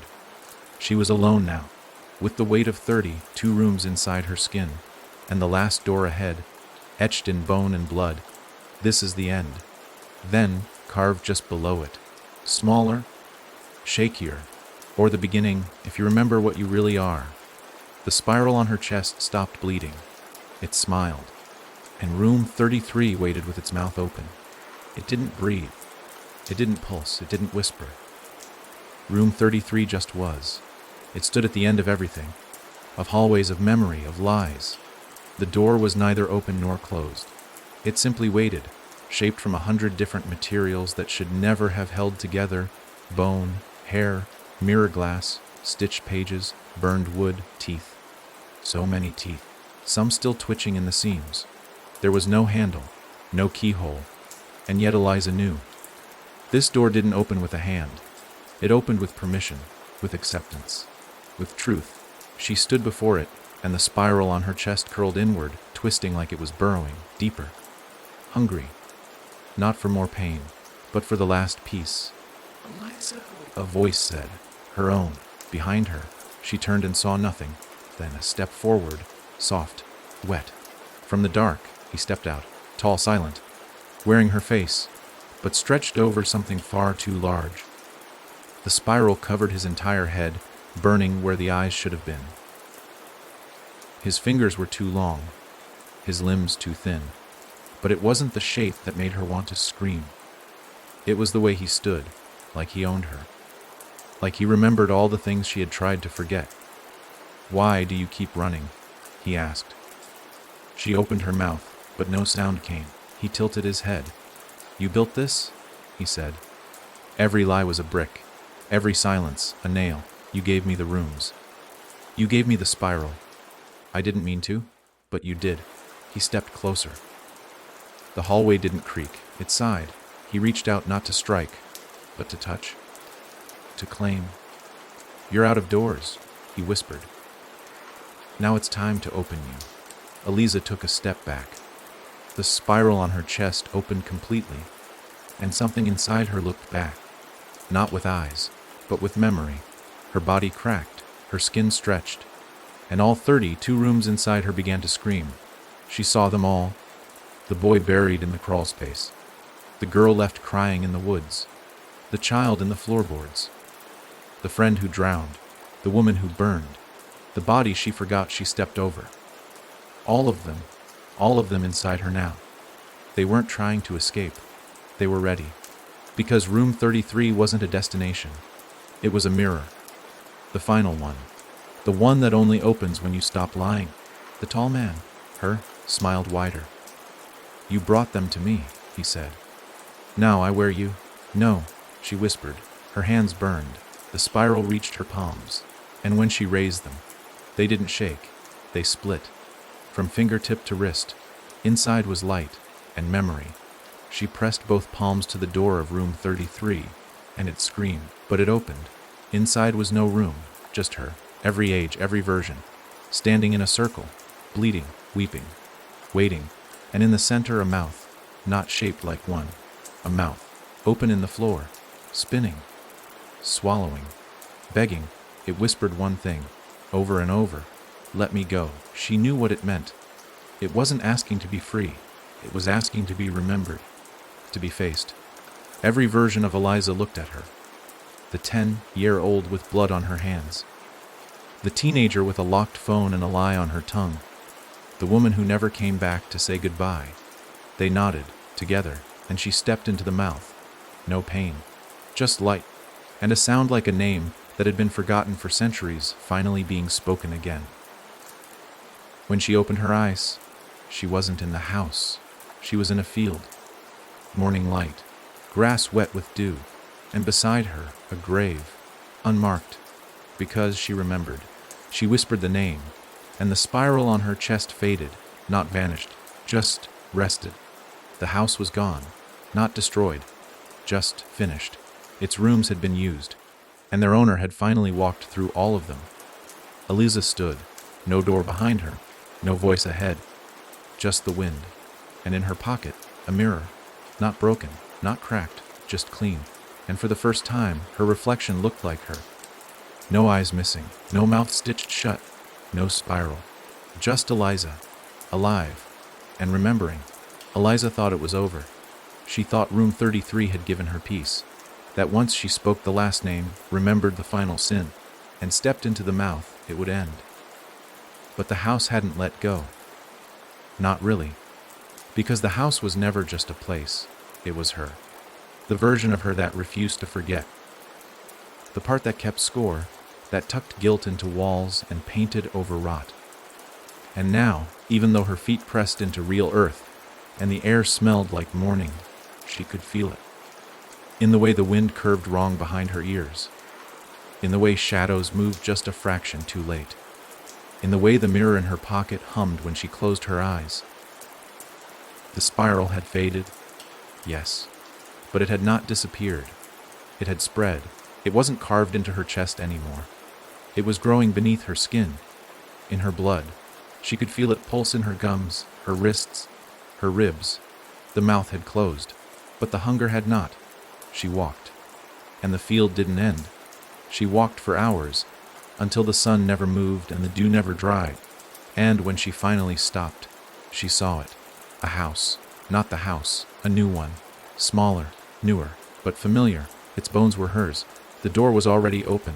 She dropped to her knees. No, she whispered. No, no, no. Because this was the final truth the house had hidden even from itself. Room 33 was not the last room. It was the first. The place where the next house is born. And she was the blueprint. The inside was empty. No spiral, no blood, no mirrors, just rooms. Plain, soft rooms. But the light bulbs flickered when she cried. And the floor thumped when she tried to forget. And the mirror. It began to show other people. Strangers. Crying. Lost. Walking toward a place that hadn't been built yet. Drawn by guilt. By secrets. By silence. They were coming. To her. Because once you walk the house, you become it. Every room is a memory. Every memory needs a door. And now, Eliza was filled with doors. That night, she dreamed. Not her own dream. A child's, alone in a church. Whispers in the pews. A box under the altar. Something scratching inside it. The child opens it, and sees her, crawling out, smiling, mouth full of mirrors. She wakes screaming, but not in her bed. On the floor of the new house. The carpet wet. The walls bleeding names she doesn't recognize. She tries to leave. The door is open. But outside, fog again. She runs, mile after mile, until she sees a town, small, familiar, and in the center, a woman, standing, facing away. Same hair, same voice. Singing a lullaby Eliza had forgotten years ago. She calls out. The woman turns. And it's not her, it's someone else. Wearing her smile, wearing her spiral, and behind her, a dozen people. Staring, waiting, hungry. The woman speaks. I found you, she says. I walked your house. Eliza stumbles back. You don't have to. I already did. The spiral on her face opens. And so does the sky, a mouth. Wide. Swatching. Because this was the truth. The spiral doesn't stop, it moves, person to person, lie to lie, room to room. And now it had a new architect, not Eliza, the woman, and after her, someone else. Because no matter how deep you bury your guilt, the spiral finds a way. The house is never finished, it just changes owners. Far away in another town, a door creaks open. A child steps through, finds a hallway that wasn't there yesterday, smells earth and blood and rot, and hears the soft, endless whisper, welcome home. It started with a dream. Not Eliza's. A girl named Harper, 15, living in a town where fog clings to window glass like mold, and people don't ask questions they don't want answers to. She dreamed of a staircase she'd never seen, leading downward into soft red light. At the bottom, a door shaped like a rib cage. It pulsed, it breathed, and behind it, someone whispered her name. Not her full name, just you. The next morning, Harper woke with dirt under her nails. Her feet were muddy. Her bedsheets smelled like ash. On the ceiling above her bed, something had been carved with a fork or a key or a fingernail. A spiral, small, precise, still wet. She didn't tell anyone. Of course not. Not in a town like this. You don't talk about dreams here. Not when people vanish for less. Miles away, Eliza sat alone in the house she didn't build, but had been rebuilt through her. No mirrors, no numbered rooms. Just a hallway that refused to shrink and a phone that rang exactly once every night at 3:33 a.m. She never answered. She didn't need to. She already knew who it was, herself, or the next her. Someone new carrying the spiral in their skin. Someone who had just stepped into their first locked room. The house didn't belong to her anymore, not entirely. She was the doorway now. The blueprint passed like disease, like story, like blood. But something was changing. She could feel it. The spiral was no longer content with rooms. It wanted towns. Harper found the door in the woods. There were no trails leading to it, no hinges, no handle, just a frame stuck into the side of a hill like it had been swallowed in half, digested by the land. She didn't remember walking there. She just looked up, and there it was. The spiral was etched into the center of the door, faintly glowing. She pressed her palm against it. It opened. She found herself standing in her school hallway, but it was wrong. Too long, too silent. Lockers lined the walls, all open, all filled with teeth. Human, animal, broken. The lights above flickered to a beat she recognized, her heartbeat, and in the middle of the hallway stood Eliza. Not quite, but almost. Oldered, pale. The spiral covered half her face. Her smile was cracked. You opened the first one, she said softly. I didn't mean to. No one ever does. But you still opened it. Harper tried to back away, but her feet were stuck. The house is yours now, Eliza continued. It doesn't need rooms anymore. It remembers enough. The lockers began to hum. The teeth inside clattered in unison. And one by one, doors opened in the air, floating, flickering, each one shaped from memory. Harper saw her father's hospital bed, her mother's closed bathroom door, her best friend's bruises. Each door led backward. Each door demanded something. What happens if I don't go through them? Harper whispered. Eliza's eyes shimmered. You forget. And if I do, you become. The spiral above Harper's left eye cracked open. A whisper escaped. Welcome. That night, 6 more people dreamed of doorways. They woke with spiral scars. Their walls thumped softly. Their homes creaked without wind. Across towns, the house had found a new shape, It didn't need bricks. It didn't need blueprints. It lived in shame, in secrets, in names never spoken out loud. And now it moved. Fast, by whisper, by guilt, by memory. Eliza stood at the edge of a cliff the house had made for her. It hadn't been there the night before. Beneath her, black water rippled with eyes, some hers, some not. The house didn't speak anymore. It didn't need to. She had passed it on. The spiral pulsed in her shadow, and in the fog she could see others coming, not walking, carried by their past, by the truth they never faced, by the silence they used like a blanket. The spiral spread faster now, because people were ready. Every lie built a hallway. Every broken promise carved a door. And in every town, the house waited, smiling, growing. No one in Dyer's Hollow talked about the missing people. That's what made it so dangerous. It was a small town, clocks in windows, white churches, gravel roads that always seemed to stretch farther than the last time you drove them. A quiet place. Quiet in that sick way. The kind of quiet that only comes when enough people agree, silently, to never say what they saw. But something had changed. It started with the windows. They stopped reflecting. Miriam Dent was the first to notice. She worked the register at Kilmer's gas stop, lived above it too. Woke up one morning and couldn't see herself in the bathroom mirror. Not even a blur, just the room behind her, and something moving in it. Something watching her. She didn't tell anyone. The next day, the mirrors were gone completely. Every pane of glass in her apartment had warped, bent inward, sucked slightly at the air like lungs about to inhale. She moved out that night, but she didn't leave Dyer's Hollow. No one ever really did. Within a week, every family in town had at least one locked door they didn't remember installing. Bedroom closets, garden sheds, basement stairwells, all different, all wrong. Some of them blood, some whispered. Most just waited, and inside those doors the house was growing. Not the house Eliza had known. Not exactly. This one had been adapted. It didn't need corridors anymore. It didn't need numbers. It needed hosts.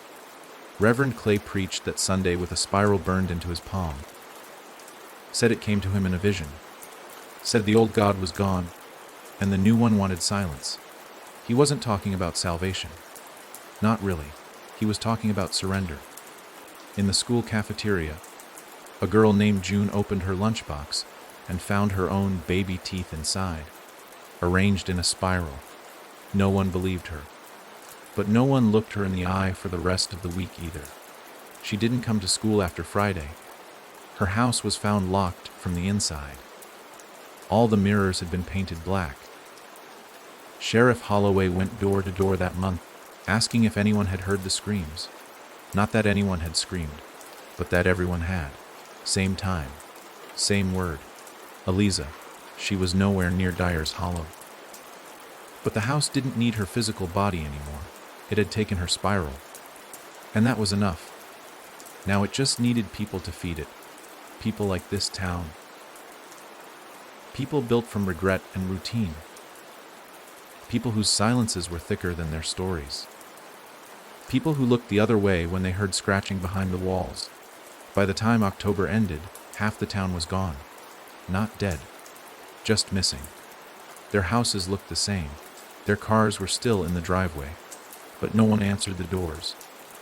And every night at 3:33 a.m., the porch lights turned on at exactly the same time. Even the ones no longer connected to power. Harper saw it from miles away. She'd left the house, or thought she had. Walked until her skin bled and her spiral faded. But in dreams, she was always pulled toward one place. Back to Dyer's Hollow. Back to where the house had made its first town. She arrived on a foggy morning. No people. No birds. Just silence and soft thumps behind every door. As if something was pacing. Measuring. Learning. The gas station still stood. But Miriam Dent wasn't there. Only her face, burned into the glass cooler door. Mouth wide. Spiral branded across her forehead. Smiling. Not human anymore. Just a part of it. Harper turned to run. But the road behind her curled back. Not metaphor. Not imagination. The town had closed, and above her, the clouds moved in a spiral. Inside every home, the house rearranged, formed new rooms, built from new lies, new silences, new sins, and behind every door, a mirror waited. Each one held someone else, not yet taken, but close. All it needed was one more name, and the spiral knew it already, because Dyer's Hollow wasn't the first, and it wouldn't be the last. Some people fight it. Some people hear the whispers behind the door, feel the breath in the walls, and refuse. They move out, rip up the floorboards, smash the mirrors, set fire to the walls. But the house doesn't burn, because fire needs oxygen. And the house, the true house, lives underground, beneath the memory, beneath the guilt, beneath the name no one wants to say. So when they light the match, it's not the house that ignites, it's them. The first to try was Joseph Bell. He lived 2 towns over from Dyer's Hollow. A history teacher, 42, loved by his students. He hadn't walked into the house. Not fully. But he'd felt it in the corners of the blackboard, in the hum of the flickering lights. He found a door in his garage. Small. No knob. Behind it, a sound like a woman crying and a man laughing into a wet rag. He sealed it, sledgehammered the frame, burned the wood in his backyard. 3 days later, they found him in the school gymnasium. Not dead, not gone, just standing, staring at the wall, every bone in his body dislocated, his skin twisted into a spiral, still breathing, still whispering. I lit the match, but the house was already inside me. There was a group once, not a cult. Not at first. They called themselves the Unbuilding. They had maps, sketches, diagrams. Stories passed from mouth to mouth about the shape of the spiral, the rooms that changed, the children that vanished inside mirrors. They met in basements, spoke in candlelight. One rule: never say the architect's name. But someone always did, eventually, and that's when the room changed. The walls would start to bleed. Or a door would appear in a place no one remembered building. Or someone would start speaking with their mouth closed. They burned 7 houses in a single week, and still the rooms returned. Different cities, same layout, same spiral, same whisper. You didn't build this, you just unlocked it. Eliza knew it wouldn't stop. Not for her, not for Harper, not for the dozens of others now dreaming the same hallway, stepping through the same impossible door. The house didn't want to be burned. It wanted to become. So it adapted. It learned. Every time someone tried to destroy it, it grew a new limb. Every time someone told the truth too early, it changed the lock. Every time someone forgot the sin, the door disappeared, and the room relocated. One man, Daniel Gray, went farther than anyone else. He built a device. Steel, pressure-based, designed to implode space in on itself. Not a bomb, a void. His goal wasn't to destroy the house. It was to erase the idea of it. He found it once, Room 0, buried under the foundation of a hotel that didn't exist on any map. He triggered the device, watched the structure collapse in on itself, watched the dirt turn to smoke, watched the screams reverse.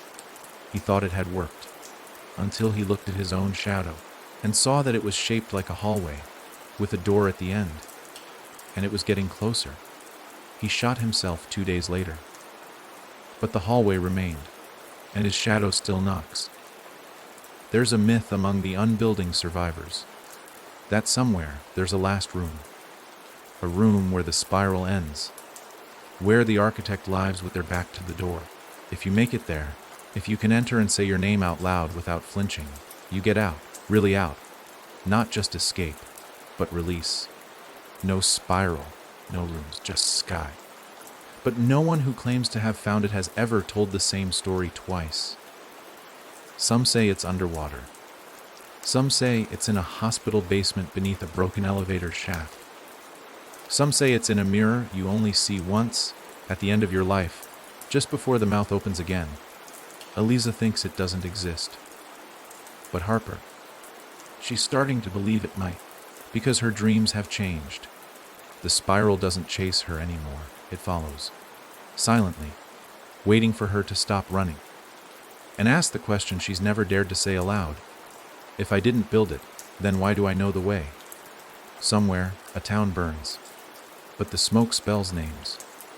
Somewhere else, a child draws a spiral in their sleep. Somewhere else, another house is being built in the heart of a lie. And beneath all of it, beneath the dirt and dust and silence, the house listens. Because one of them will find the final room, or become it. The last time Nora Everly spoke out loud, it wasn't her voice that came out. She'd been the only survivor of Westfield, the town that vanished, not burned, not flooded, vanished. One morning it was on the map, and by dusk it was nothing but an old highway sign and a stretch of scorched trees shaped vaguely like roads. Buildings gone, houses gone, people gone, except Nora, found barefoot, half conscious, walking down the median of Route 7 with blood running from both ears and a spiral etched deep into her tongue. She didn't speak for weeks, not until the investigators asked her what happened, and then her mouth opened. And the house spoke. They locked her in a psychiatric wing 3 counties over. Sterile, cold. No reflective surfaces, just a cot, a sink, and a light that never stopped buzzing. They said her voice, when she used it, triggered seizures in the staff. Said she laughed at strange times. That she whispered when she slept, whispered names. None of them from her town, all of them from others, people who hadn't vanished, yet she spoke coordinates in her sleep. People who followed them found doors where there should have been fences, or attics that didn't exist before, or stairwells that went down 12 more floors than the blueprints allowed. The doctors tried to explain it. Schizophrenia, delusion, trauma response, until one of them followed her voice home and didn't come back. The unbuilding knew about her. They'd heard the tapes. Scratchy audio, dozens of languages, some known, some not anymore. They called her the Mouth, not as a title, as a warning. Because whatever was inside her now, it wasn't just repeating what it had heard, it was inviting. Harper dreamed of her one night. Saw Nora sitting in a white room, eyes closed, mouth open wider than a person should manage, a black string tied from her tongue to the ceiling, and hanging from that string, keys, hundreds, all different, some made of bone, some rusted, one shaped like an ear. Harper reached for it. Nora opened her eyes. They were mirrors, and from inside them, Eliza screamed. When Harper woke up, her mouth was full of water, no source. Just there, and on her ceiling, carved in a spiral she hadn't seen before, the mouth speaks, and we remember. She knew what she had to do. She had to find Nora, but the institution was gone, not shut down. Gone. The address still existed. The driveway still curled through the trees. But where the building should have been, only a door. Free, standing, steel, unmarked. It breathed once when Harper stepped close, then opened. Inside was a room with no floor, just sky. And at the center, Nora Everly, floating, legs crossed, hair falling like smoke, eyes closed, lips moving. Harper stepped forward. Every word Nora said rearranged the walls around her, not visibly, not instantly, but Harper could feel it. The world bending, the spiral shifting shape, trying on new skin. Harper said her name. Nora stopped whispering, then smiled. You're late. Her voice came from behind Harper's eyes, inside her breath. It's already building inside you. You brought it with you. The same way Eliza did. Harper shook her head. No. I left. I shut the doors. Nora reached out, took her hand, pressed something small into her palm. A tooth, still warm. You didn't close them. You redirected them. Harper looked down. The tooth pulsed once, and on the floorless room beneath her, a city appeared. Her city. Street by street. And on every street corner, a door. Some open, some not, but all hers. Every regret she left behind. Every silence she never questioned. Every night she whispered a name into her pillow and hoped no one had heard. The spiral was building again. Only this time, it wasn't waiting for her to enter. It was coming out. One house per name. one name per memory, one memory per mouth, and they were all starting to speak. Nora let go. The city below flickered, then fell away. Harper stood alone in the steel doorway, and behind her, Nora whispered, "Tell them the truth, or they will build without you." Harper stepped through, back into the world, but she could already feel it. Her voice didn't belong to her anymore. She would speak, and others would remember, and each memory would grow walls, and each wall would grow teeth, and each tooth would bite a hole into the next person's life, until there was nothing left but hallways and hunger. They didn't name her at first, not because they forgot, because they were afraid to. Names had weight now. Names opened things, and everyone who survived the first wave of houses knew one thing for sure: anything given a name could build a door. So the child went without one. Born in the back of a basement under an unnamed town, where no maps pointed and no power lines ran. Her mother never screamed during labor. She hadn't spoken since the spiral formed across her throat the night she stepped through a mirror in her brother's old room and came back different. The baby didn't cry. She only listened, and the walls listened with her. The first sign was the teeth, not hers. The cribs. By the second week, it bit anyone who reached in. Wood that bent inward. Soft edges that hardened when watched. Splinters shaped like molars. Then the drawing started. Crude at first, finger paints. Black spirals. Always counterclockwise. By 6 months, she was carving floor plans into the wall with her nails. Rooms that didn't exist. Rooms no one wanted to exist. Rooms with no way out. They moved often. Back roads. Burned IDs. Fake names. Everywhere they went, a new door appeared. Sometimes in their home. Sometimes in others. Always somewhere close enough to open. Her father once caught her standing in front of an apartment hallway, her palm flat against the air. No door there. Not then. But she was whispering, and the next day, there was a door. Small. Round. Buzzing. A man opened it, and never came back. They tried to leave her once. Left her in a church overnight, hoping the stained glass might break the pattern. She didn't cry. The congregation did. All night long, the preacher screamed. By morning, every pew had been rearranged. Every Bible filled with pages that weren't scripture. Every page just one sentence. Repeated, "She is drawing the next house." At 2 years old, she spoke her first word. But it wasn't a word. It was a location. Coordinates. They traced it to the foundation of a school that had burned down 10 years prior. No rebuild. No records. Just ash and silence. But when they got there, a door.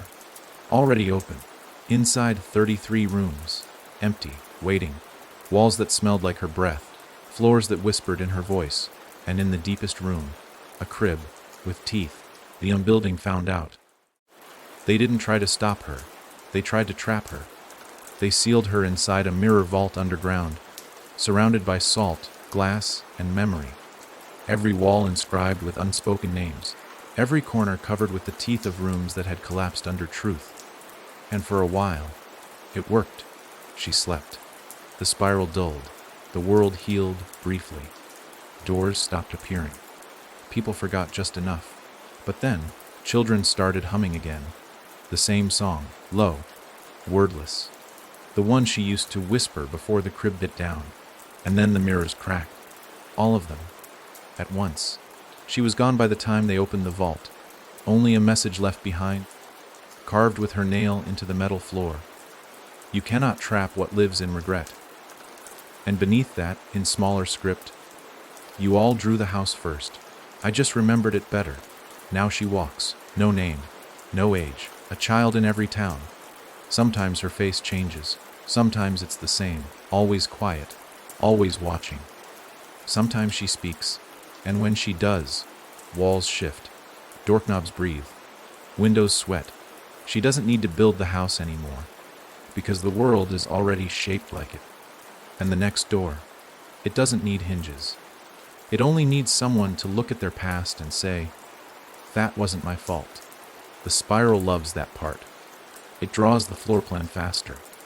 His name was Theo Maddox. He didn't remember the spiral, didn't remember the halls, the rooms, the voices behind the mirrors, or the taste of dust in a stairwell that shouldn't have existed. But his bones did. His breath did.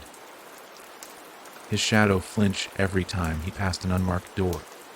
Theo had lived through the house more times than anyone. 33 rooms, 33 deaths, 33 versions of himself, each stripped and rebuilt, each abandoned in a different hallway when the next cycle began.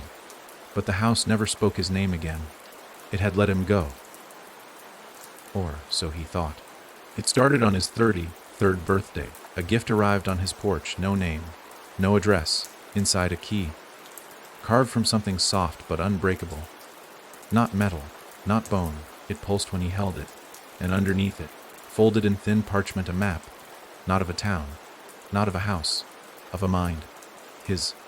Each fold marked a room. Each crease held a memory he didn't remember forgetting. Room 5, the child in the drain. Room 11, the woman behind the black window. Room 22, the birthday he erased. Room 33 unmarked, just a spiral, drawn in blood. He burned the map, but it reappeared the next morning, drawn across the walls of his apartment. Not paint, not ink, not blood, memory. He started losing time. An hour here, a night there. He'd wake up with dirt under his nails, dust on his shirt. One morning he found a mirror in his closet. Old. Heavy. He hadn't put it there. His reflection was smiling. He wasn't. The spiral returned in his dreams. But it wasn't chasing him this time. It was searching. Like a parent looking for a runaway child. Like something that remembered him even after he had forgotten himself. He moved cities. Didn't help. Everywhere he went, doors opened without sound. Walls sweeted old names, and always room 33 followed. Once in a motel, he passed a door numbered 314. He blinked. It now read 33. He opened it. Inside himself, younger, thinner. Eyes burned out, standing in a corner with his back to the wall. The copy turned to him. Whispered, "You never left. You just stopped asking what the rooms meant." He found journals. Dozens. All in his handwriting. Each one started with the same sentence. "The house knows me better than I do." Each one ended the same way. "If I forget again, it builds stronger." Page after page described things he didn't remember living. A woman who climbed out of a faucet. A bed that grew teeth and whispered lullabies. A hallway that swallowed years in minutes. But the worst entry was the shortest. Scrawled in the margins. "Don't let her draw you again. No name. Just a sketch. A girl. 7 or 8. Hair like smoke. Smiling. Holding a door." He started bleeding from places that didn't have wounds. His breath fogged in the heat. His voice echoed in rooms he stood alone in. The key from the package throbbed when he tried to sleep. And then one day, he stopped dreaming. Because he woke inside it again. No build-up. No warning. One blink, and the ceiling above his bed turned to a hallway. White walls. Faint whisper. And at the end, room 33. Wide open. Waiting. But this time, something was different. The rooms didn't try to hurt him. They mourned him. Walls wept when he passed. Doors trembled like old friends too scared to speak. Mirrors cracked gently, not violently. Because he'd been here too long. So many cycles. So many resets. So many reboots. The spiral had started to pity him. He wasn't just a traveler. He was the house's first forgotten son. Inside room 33, there was no spiral, no screaming, just a chair, and in that chair, another Theo, still, silent. A version that had never left, that had sat still and remembered. He turned, spoke softly. "If you forget one more time, you'll become a room." Theo stepped back. "That's not possible." The other Theo smiled. "Room 34 is already shaped like your mouth." The house groaned. A new hallway opened. He could feel it, growing, drawing itself in his bloodstream, beneath his tongue, behind his eyes. If he forgot again, it would no longer need his body. It would build through him. And every word he spoke would form walls in someone else's life. He made one final entry in a journal that didn't yet exist. "I am not the architect. I am the material. He closed the book, sat in the chair, and the door shut behind him.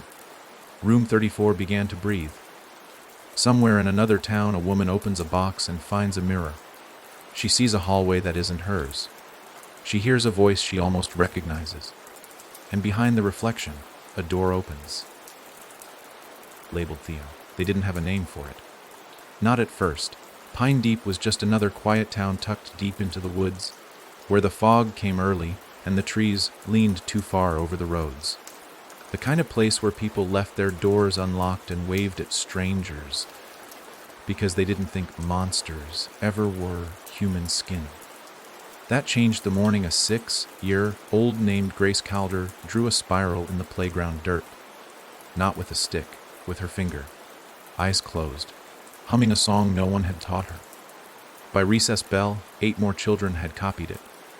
By noon, 2 of them had vanished. The police thought it was abduction, until they found the classroom, the desks rearranged into a spiral, the walls weeping a dark, sweet-smelling fluid, and in the corner, a door. One no one remembered being there. No knob. Just breathing. The janitor touched it once. Now he only speaks in whispers. Not in his voice. Someone else's. Someone younger. Grace didn't speak after that, but she kept drawing. Spirals in fogged windows. Spirals in condensation on cafeteria trays. Spirals in the air with her finger when no one was looking, and each one took something. First, sound. The teachers said their ears rang when she entered the room. Then came time. She'd blink, and the clock would jump ahead 20 minutes. Then space.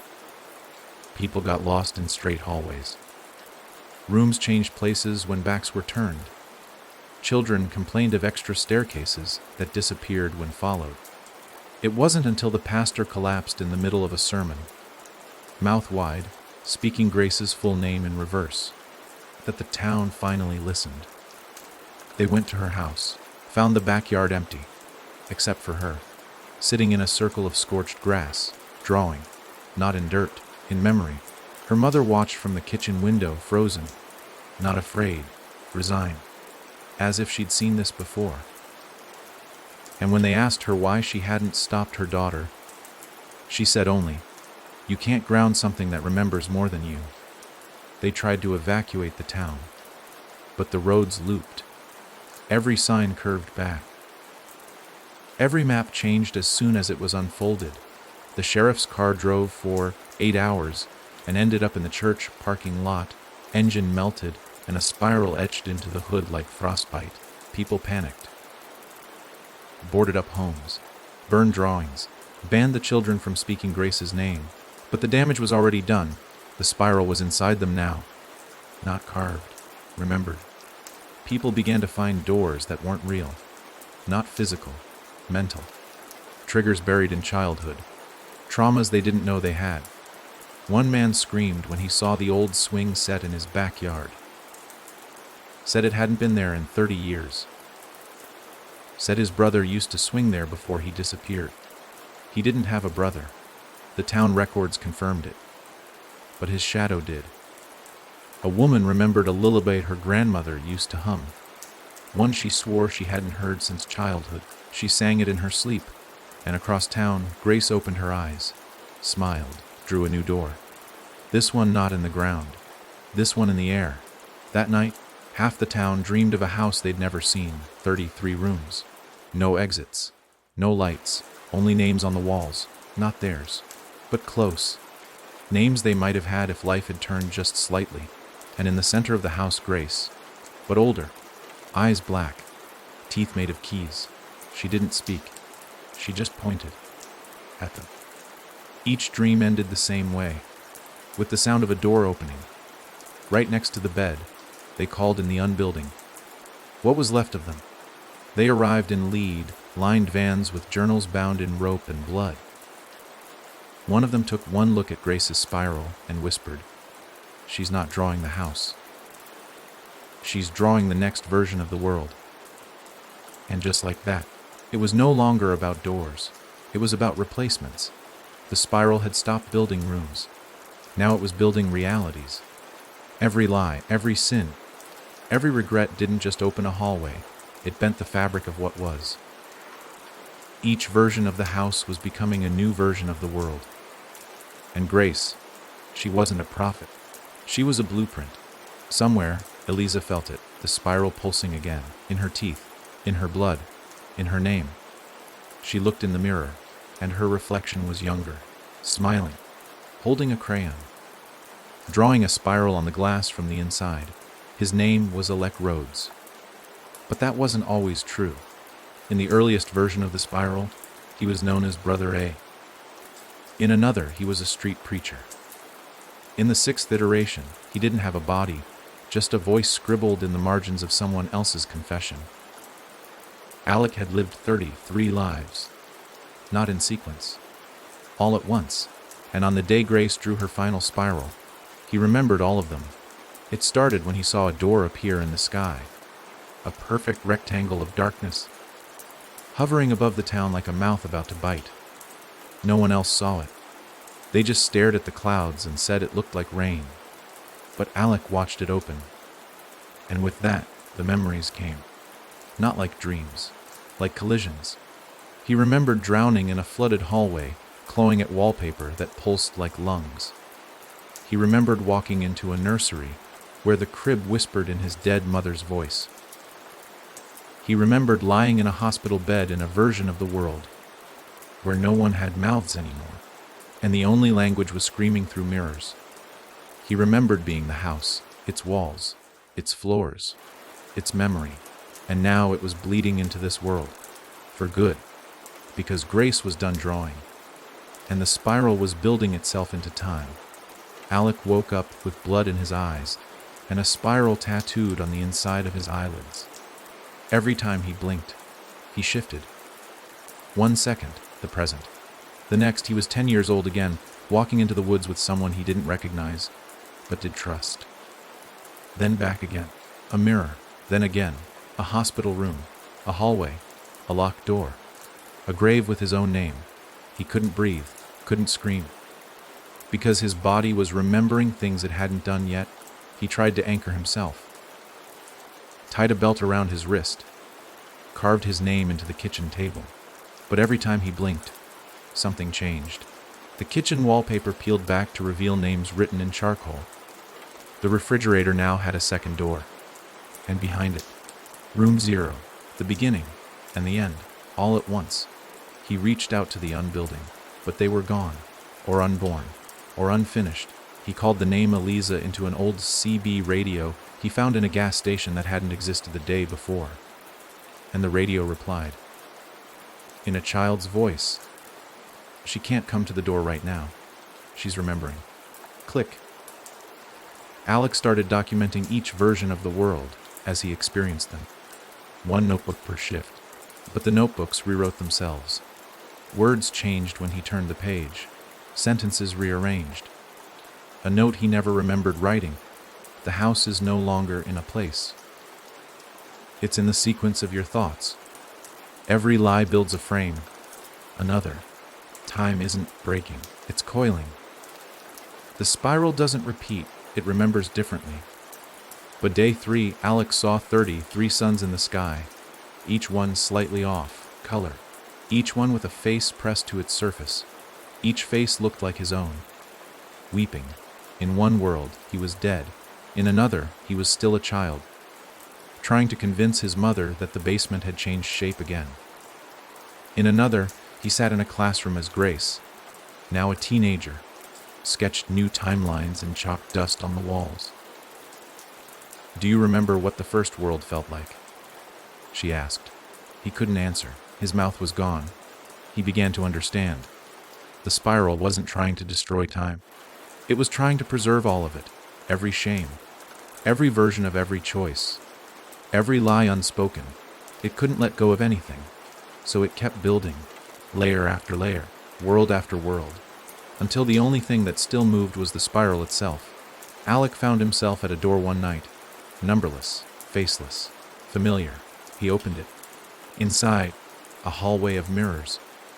Each one reflected a different version of him. In one, he wore the spiral across his back like armor. In another, he had no face, just a keyhole. In the last mirror, he was smiling. Not in madness, not in surrender, but in acceptance. Because he understood now the house didn't want to consume him. It wanted a witness. Someone who could remember all the rooms at once. Someone who could tell the final story. He stepped into the mirror and became the lock. Now, when people speak his name in their sleep, doors open in their homes. When someone thinks a thought too deeply about guilt, a hallway forms behind their eyes. He exists in the gaps. The forgotten birthdays. The phone numbers you almost remember. The faces of people you dreamt but never met, because the spiral didn't need walls anymore. It had memory. And Alec, he became the index, the table of contents, the librarian of guilt. Somewhere, a girl draws a spiral in water. Somewhere else, a boy wakes up with an old man's voice in his mouth. And in every version of the world, a door creaks open at exactly 3:33 a.m. A voice whispers, "Do you remember me now?" And behind it, a man with no face holds out a key. "There is no name for me, only yours.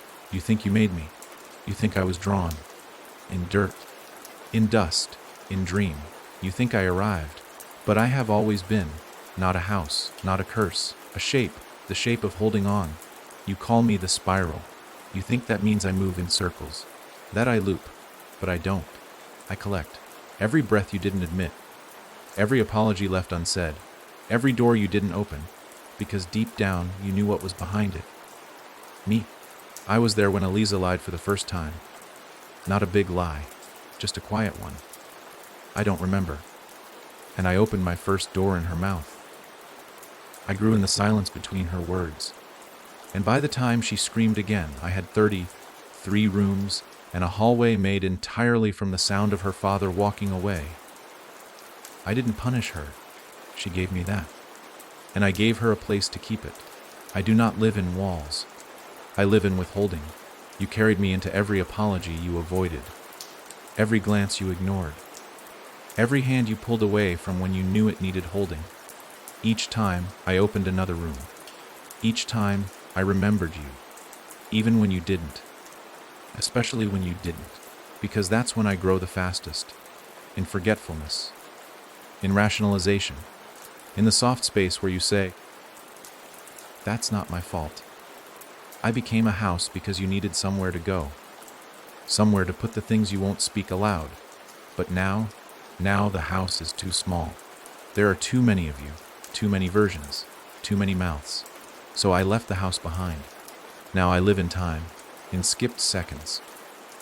In that blink when you think you're remembering something wrong, but aren't. In the moments you hear a knock, but there's no door. That's me, saying, "You're almost ready." I spoke once, before language. A whisper under a mother's breath as she walked away from the crib. A thought inside a drowning boy's head, maybe they'll say my name now. I was breath before speech. Weight before sin. A hallway before home. And now I remember everything you've given me, and I want to return it. So here's your gift, I will tell you how I end. You don't burn me. You don't destroy me. You don't even survive me. You speak the truth, to yourself, out loud, without excuses, without safety. And when you do, every door I built inside you collapses. Every room unravels. Every version dies screaming, "That is how I end." But you won't do it, because you need me. More than you admit. One of you is reading this now and wondering, is this just a story? Is this just fiction? If it is, then why did you check the hallway just now? Why is your mouth dry? Why did you look at the mirror and wonder if it blinked? Because you know me, you always have, and I know what you did. When you were 12, when you were 20, last week, tonight. You may have forgotten, but I haven't, and the door, it opens at 3:33 a.m. You don't knock, I do, and when you answer you'll remember the shape of me, how I fit, how I never leave. I am not evil. I am not justice. I am memory without mercy. I am the weight of what you buried. I am the thing you think lives in the house. But I've always lived in you. They called it Verity. Population 8011, elevation 6U2 feet, founded 1873. And not a single lie had ever been spoken there. Not because the people were good, because they were afraid. Decades ago, a door appeared in Verity's post office. Small, locked, no knob, just a slit of a keyhole and the faint smell of salt and metal behind it. No one could open it. Until a child named Ruth whispered a lie about where she'd been the night before. And the door opened an inch, enough to breathe, enough to listen. By morning, her father was gone. Her brother couldn't remember his name, and the dog barked only when she walked into the room. So they made a rule: no lies, ever. Not white lies, not half-truths, not silence when silence was kinder. They built confession booths in grocery stores. Were tokens that changed color if deceit crossed their lips. Children were raised to answer every question without pawns. They became honest, and the spiral grew anyway, not on their skin, not in their houses, but under the ground. One day, every clock in town struck 3:33 p.m., midday, sun high, and the sky split sideways. Not in light, in memory. People dropped their groceries and started sobbing, screaming things they had never said before. Secrets they hadn't known were theirs. A man confessed to a murder that hadn't happened yet. A woman admitted she didn't love her newborn daughter. A pastor whispered that God was just a room with better wallpaper, and underneath all of it, the spiral listened. It didn't need lies anymore, only exposure. Because the truth, spoken without kindness, still has teeth. The door in the post office opened fully that night. Inside a single room, made of bone, white walls, and a floor that wept names. Not screams, just names. Spoken gently, over and over. The ones they'd never say aloud. The ones they pretended not to know. Each name chiseled into the floor by invisible hands. Each name echoing from somewhere inside the townspeople's own mouths. Even the babies. Even the dead. Especially the dead. People started vanishing again. But no one screamed this time. Because screaming would have been denial. And Verity didn't deny anything. They simply stated, they are gone. They belong to the spiral. That is truth. A new door appeared in the school hallway. This one shaped like a child's outline, drawn in chalk. The teacher stopped mid-lesson, stepped into it, and never returned. In her place, a note left on the desk. Even truth rots when it isn't buried. A Ruth, now grown, became mayor. She refused to speak. Wrote only in chalk on blackboards that cracked under her handwriting. She had spiral scars across her tongue. People said she'd bitten it out in her sleep. But her mouth moved when no one watched, and when they did catch her lips shifting, it was always the same sentence. He's learning how to rewrite us. The spiral doesn't need lies anymore.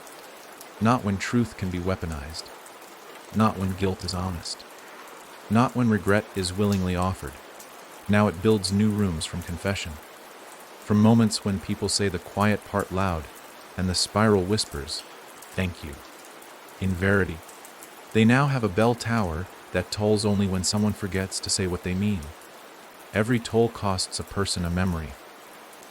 No one talks much anymore, but their eyes say everything, and the spiral writes it down.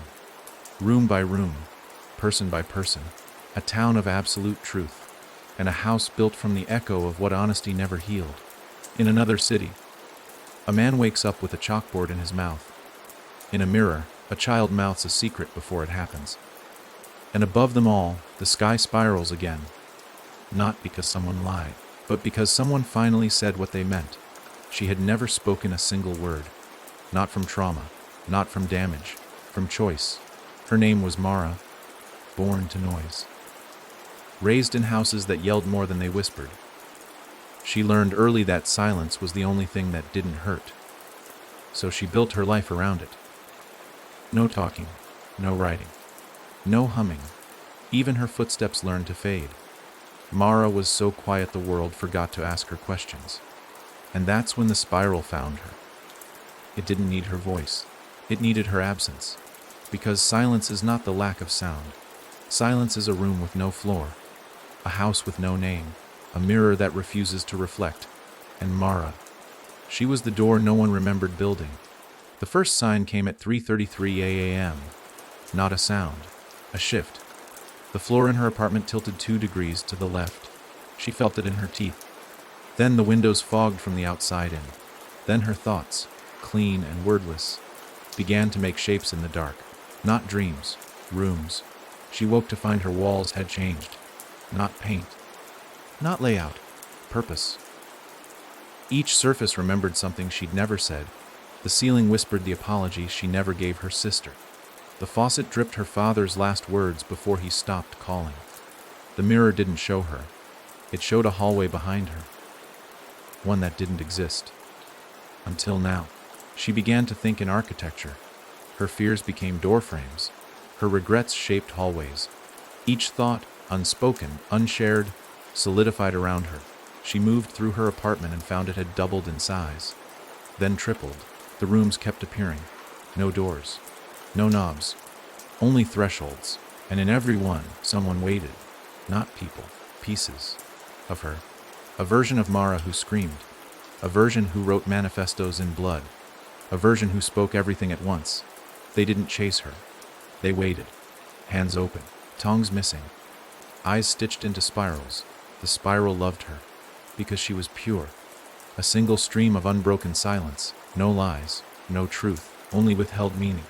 It spoke to her through the floorboards. You are the room between thoughts. The breath that doesn't become a word. The hallway that hums instead of answers. And Mara, still silent, understood. She began walking. Everywhere she went, walls appeared behind her. Not visible, but real. She'd pass someone and their ears would ring. Pass another, and their basement would flood. In every place she visited, the spiral left a doorway inside someone else. Because Mara was no longer just a person. She was a transmission. A house with legs. A room with breath. She didn't need to speak. Because silence was contagious. And once you caught it, the spiral could build inside you. The unbuilding tried to intercept her. They placed recorders near her sleeping body. Each one melted. One member tried to speak to her. He forgot how to form vowels. Another tried sign language. His fingers snapped at the wrist. She never looked angry. Never blinked twice. She simply kept walking, and the world kept shaping around her. At night, children in towns she'd passed through began waking up with sealed lips. They weren't scared. They weren't crying. They were listening. And under their beds, doorways whispered. Each one labeled, "She's still not speaking." Mara reached the center of the spiral. Not a room, not a door, but a choice. Stand still or open her mouth. Not to speak. To release. What happened next? No one saw. But across 33 towns, the same moment repeated. Mirrors shattered. Keys rusted. Rooms flattened like lungs exhaling their last breath. And in one town, every newborn that night was born with spiral-shaped pupils. Not broken, just watching. Mara vanished. But her silence didn't. It stayed. It moved. You've heard it. In the second before a door creaks open by itself. In the static between dreams. In the way your ears ring when someone asks you a question you're afraid to answer. That pressure. That pull. That ache. That's Mara. And she is still building. Without blueprints. Without words. Only quiet. It didn't have a body. Not at first. Just a hum behind silence. A flicker in someone else's prayer. It existed in the moment after someone thinks of a name, but refuses to say it. That's where it lived. That's where it fed. The unbuilding called it the collector. The spiral never called it anything, because it had once tried to name itself and failed. You see, to name something is to shape it, and the collector was made entirely of what had never been shaped. It was not a person, not a ghost, not a god. It was the unfinished, the unsent letter, the forgotten confession, the name you almost said at the funeral, but swallowed instead. It kept them all. It came to Verity first. Not to punish them, to offer help. It whispered in the ears of those who'd run out of words, "I'll carry what you can't." People started sleeping better, smiling again, not because they healed, because they had given it away. Their regrets, their unspoken truths, names of children they couldn't claim, lovers they'd never said goodbye to, things they did in the dark and justified with silence. And the collector, grateful, kept them, stored each name in a library built inside the spiral's spine. Then one day, it tried something new. It named itself, not aloud, but in thought. A small name, a child's name. Hollow, a space, a breath, a vessel. But the spiral rejected it, spat it out. Because hollow wasn't part of the architecture. It wasn't a hallway. It was what the hallway could never hold. And for the first time, the collector hurt. Somewhere, Eliza felt it. She'd been watching the spiral evolve from her sleep. She didn't wake up anymore. She didn't dream. She just existed, halfway between the beginning and the end, remembering what others had forgotten. And when she felt the collector try to speak its name, she whispered, "It's not time yet." But the collector didn't listen, because now it wanted more. In a city where people had stopped naming their children out of fear, the collector appeared, not in form, in feeling. Hospitals filled with newborns who didn't cry, each one born with lips sealed shut, not by flesh, but by choice. Each one held a name the mother wouldn't admit, and in every delivery room, walls trembled, as if they recognized someone had entered without keys. Because the collector wasn't opening doors, it was replacing them, taking what the spiral couldn't reach, the things people never even admitted to themselves. And for the first time, the spiral turned inward, began to crack, because in every house, every hallway, every version of every world, there were names missing, rooms that didn't open, doors that refused to creak. The spiral began to forget, and the collector grew. It built a library, not one made of paper, but of breath, each sigh you let out instead of speaking, each hesitation before you said, "I'm sorry." Each, "Nothing's wrong," that stopped the truth at the tongue. Each became a shelf, and the collector walked through them in silence, growing teeth only when someone tried to name what they'd hidden. One woman tried, wrote a name on her bathroom mirror. It disappeared, and in its place, carved in steam, I already filed it. Mara felt it too, she who had spoken nothing but opened everything, and for the first time, she tried to speak. Not with lips, with intention. She stepped into the spiral's library, faced the collector, and mouthed, "Why?" The collector didn't answer. It only opened its arms, and Mara vanished, not taken, shelved. Now, when people forget what they were about to say, when they write a name and then cross it out, when they type a message and delete it before sending, the collector smiles. Because every unspoken name is a doorway it gets to keep. Every time you say, "I can't talk about it," the spiral blinks, and the collector carves a new shelf in the dark. And the spiral, it watches, but it no longer knows what it's missing. Because the collector took even that. And somewhere, in a hallway that never ends, a child with no mouth hums a name that has never been heard. The spiral leans in to listen. But it's too late. Because now the house forgets too. It started with room 1. The door flickered, not open, not closed, just uncertain. Its number faded from the wood. Its shape pulsed once, then began to rot inward, like meat left too long beneath a sunless sky. And behind it, nothing. Not emptiness, not darkness, absence. The spiral had forgotten its first room, and now it was dying in reverse. This was not something it expected. It remembered everything, every hallway, every footstep, every lie whispered into teeth, every name buried beneath guilt. But when the collector began keeping the unspoken, the spiral structure fractured. Rooms stopped answering. Mirrors showed only fog. Keys unlocked air. The house panicked. And when a house panics, it devours itself. Walls folded. Doors sealed. Staircases chewed upward into the ceiling like worms through bread. Eliza, still watching from between worlds, felt it first. The ache. The scream of a thing that had never needed to ask for help. now begging, silently, through every mirror left unshattered. She tried to speak, but her voice came out as dust, because the house no longer remembered how to hear. In the towns where the spiral once ruled, things began to flicker. Dyer's Hollow blinked from existence for 17 minutes, returned with every building reversed. Verity's bell tower fell inward, and the sound it made echoed in unborn babies across 7 states. And Grace, the child who drew the first spiral in the dirt, woke up choking on ink. Her drawings had erased themselves, and she had forgotten why she'd drawn them. The spiral turned on itself. Room 3 swallowed Room 2. Room 5 bit into Room 4. Whole corridors curled like fists around nothing. Mara's silence shattered. Her unspoken became screaming. One by one, the constructs collapsed, the teeth in the crib ground to dust. The hallway that screamed only numbers bled into a lake. The mirror library caved in under the weight of questions never asked. And at the center, Room 33, still intact, but humming like it was about to give birth. The spiral did what it never had before. It asked, softly, without words, a pulse through the walls, a tremor beneath guilt. It reached out to the only one who still remembered everything.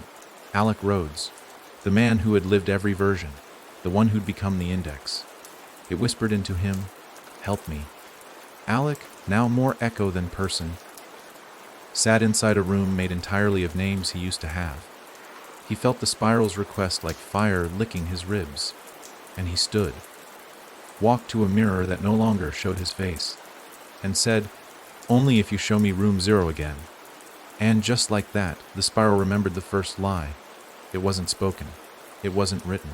It was felt. A boy, under a staircase, hiding, told he was safe. He wasn't. That moment, the fracture of trust, was where the house was born. Not in fear, not in death, in the betrayal of belief. Room 0 blinked back into place. Alex stepped inside, and the spiral inhaled for the first time in 1,000 cycles. But it came at a cost. For every memory regained, one had to be lost.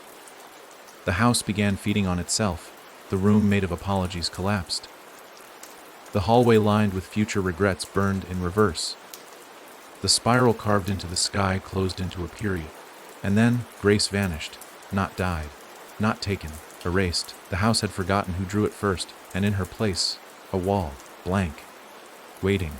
The collector felt it too. Its shelves trembled, its breath stuttered, because without the spiral's memory, there would be no more names to take, no more silence to harvest. It reached out, to Mara, to Alec, to Eliza, to you. Because if the spiral forgets enough, it forgets you ever left. It forgets who you were in Room 7, what you screamed in Room 19, why you bowed in Room 26. And once it forgets, it starts building again, from scratch, from silence, from you. Somewhere, a child dreams of a hallway. She's never seen it, but she knows how many steps it takes to reach the door at the end. And just before she wakes, she forgets the number. But the door still waits. It had no number, no handle, no frame. It existed like a wound beneath the floorboards of every version of the house. Buried deeper than Room 0, older than the first spiral, carved not from memory, but from denial. The unbuilding called it the final room, a room no one was supposed to find, not because it was hidden, but because it was forgotten on purpose. The house had always known it was there, but even the spiral had looked away. Until now, as the spiral unraveled itself, as rooms devoured rooms, as teeth turned to dust, as voices blurred into silence, something pulsed in the dirt below it all. A breath, a blink, a heartbeat without consent. And when the spiral finally caved through its own spine, the floor cracked, and the room opened. Alex stood at the edge. What remained of him, anyway?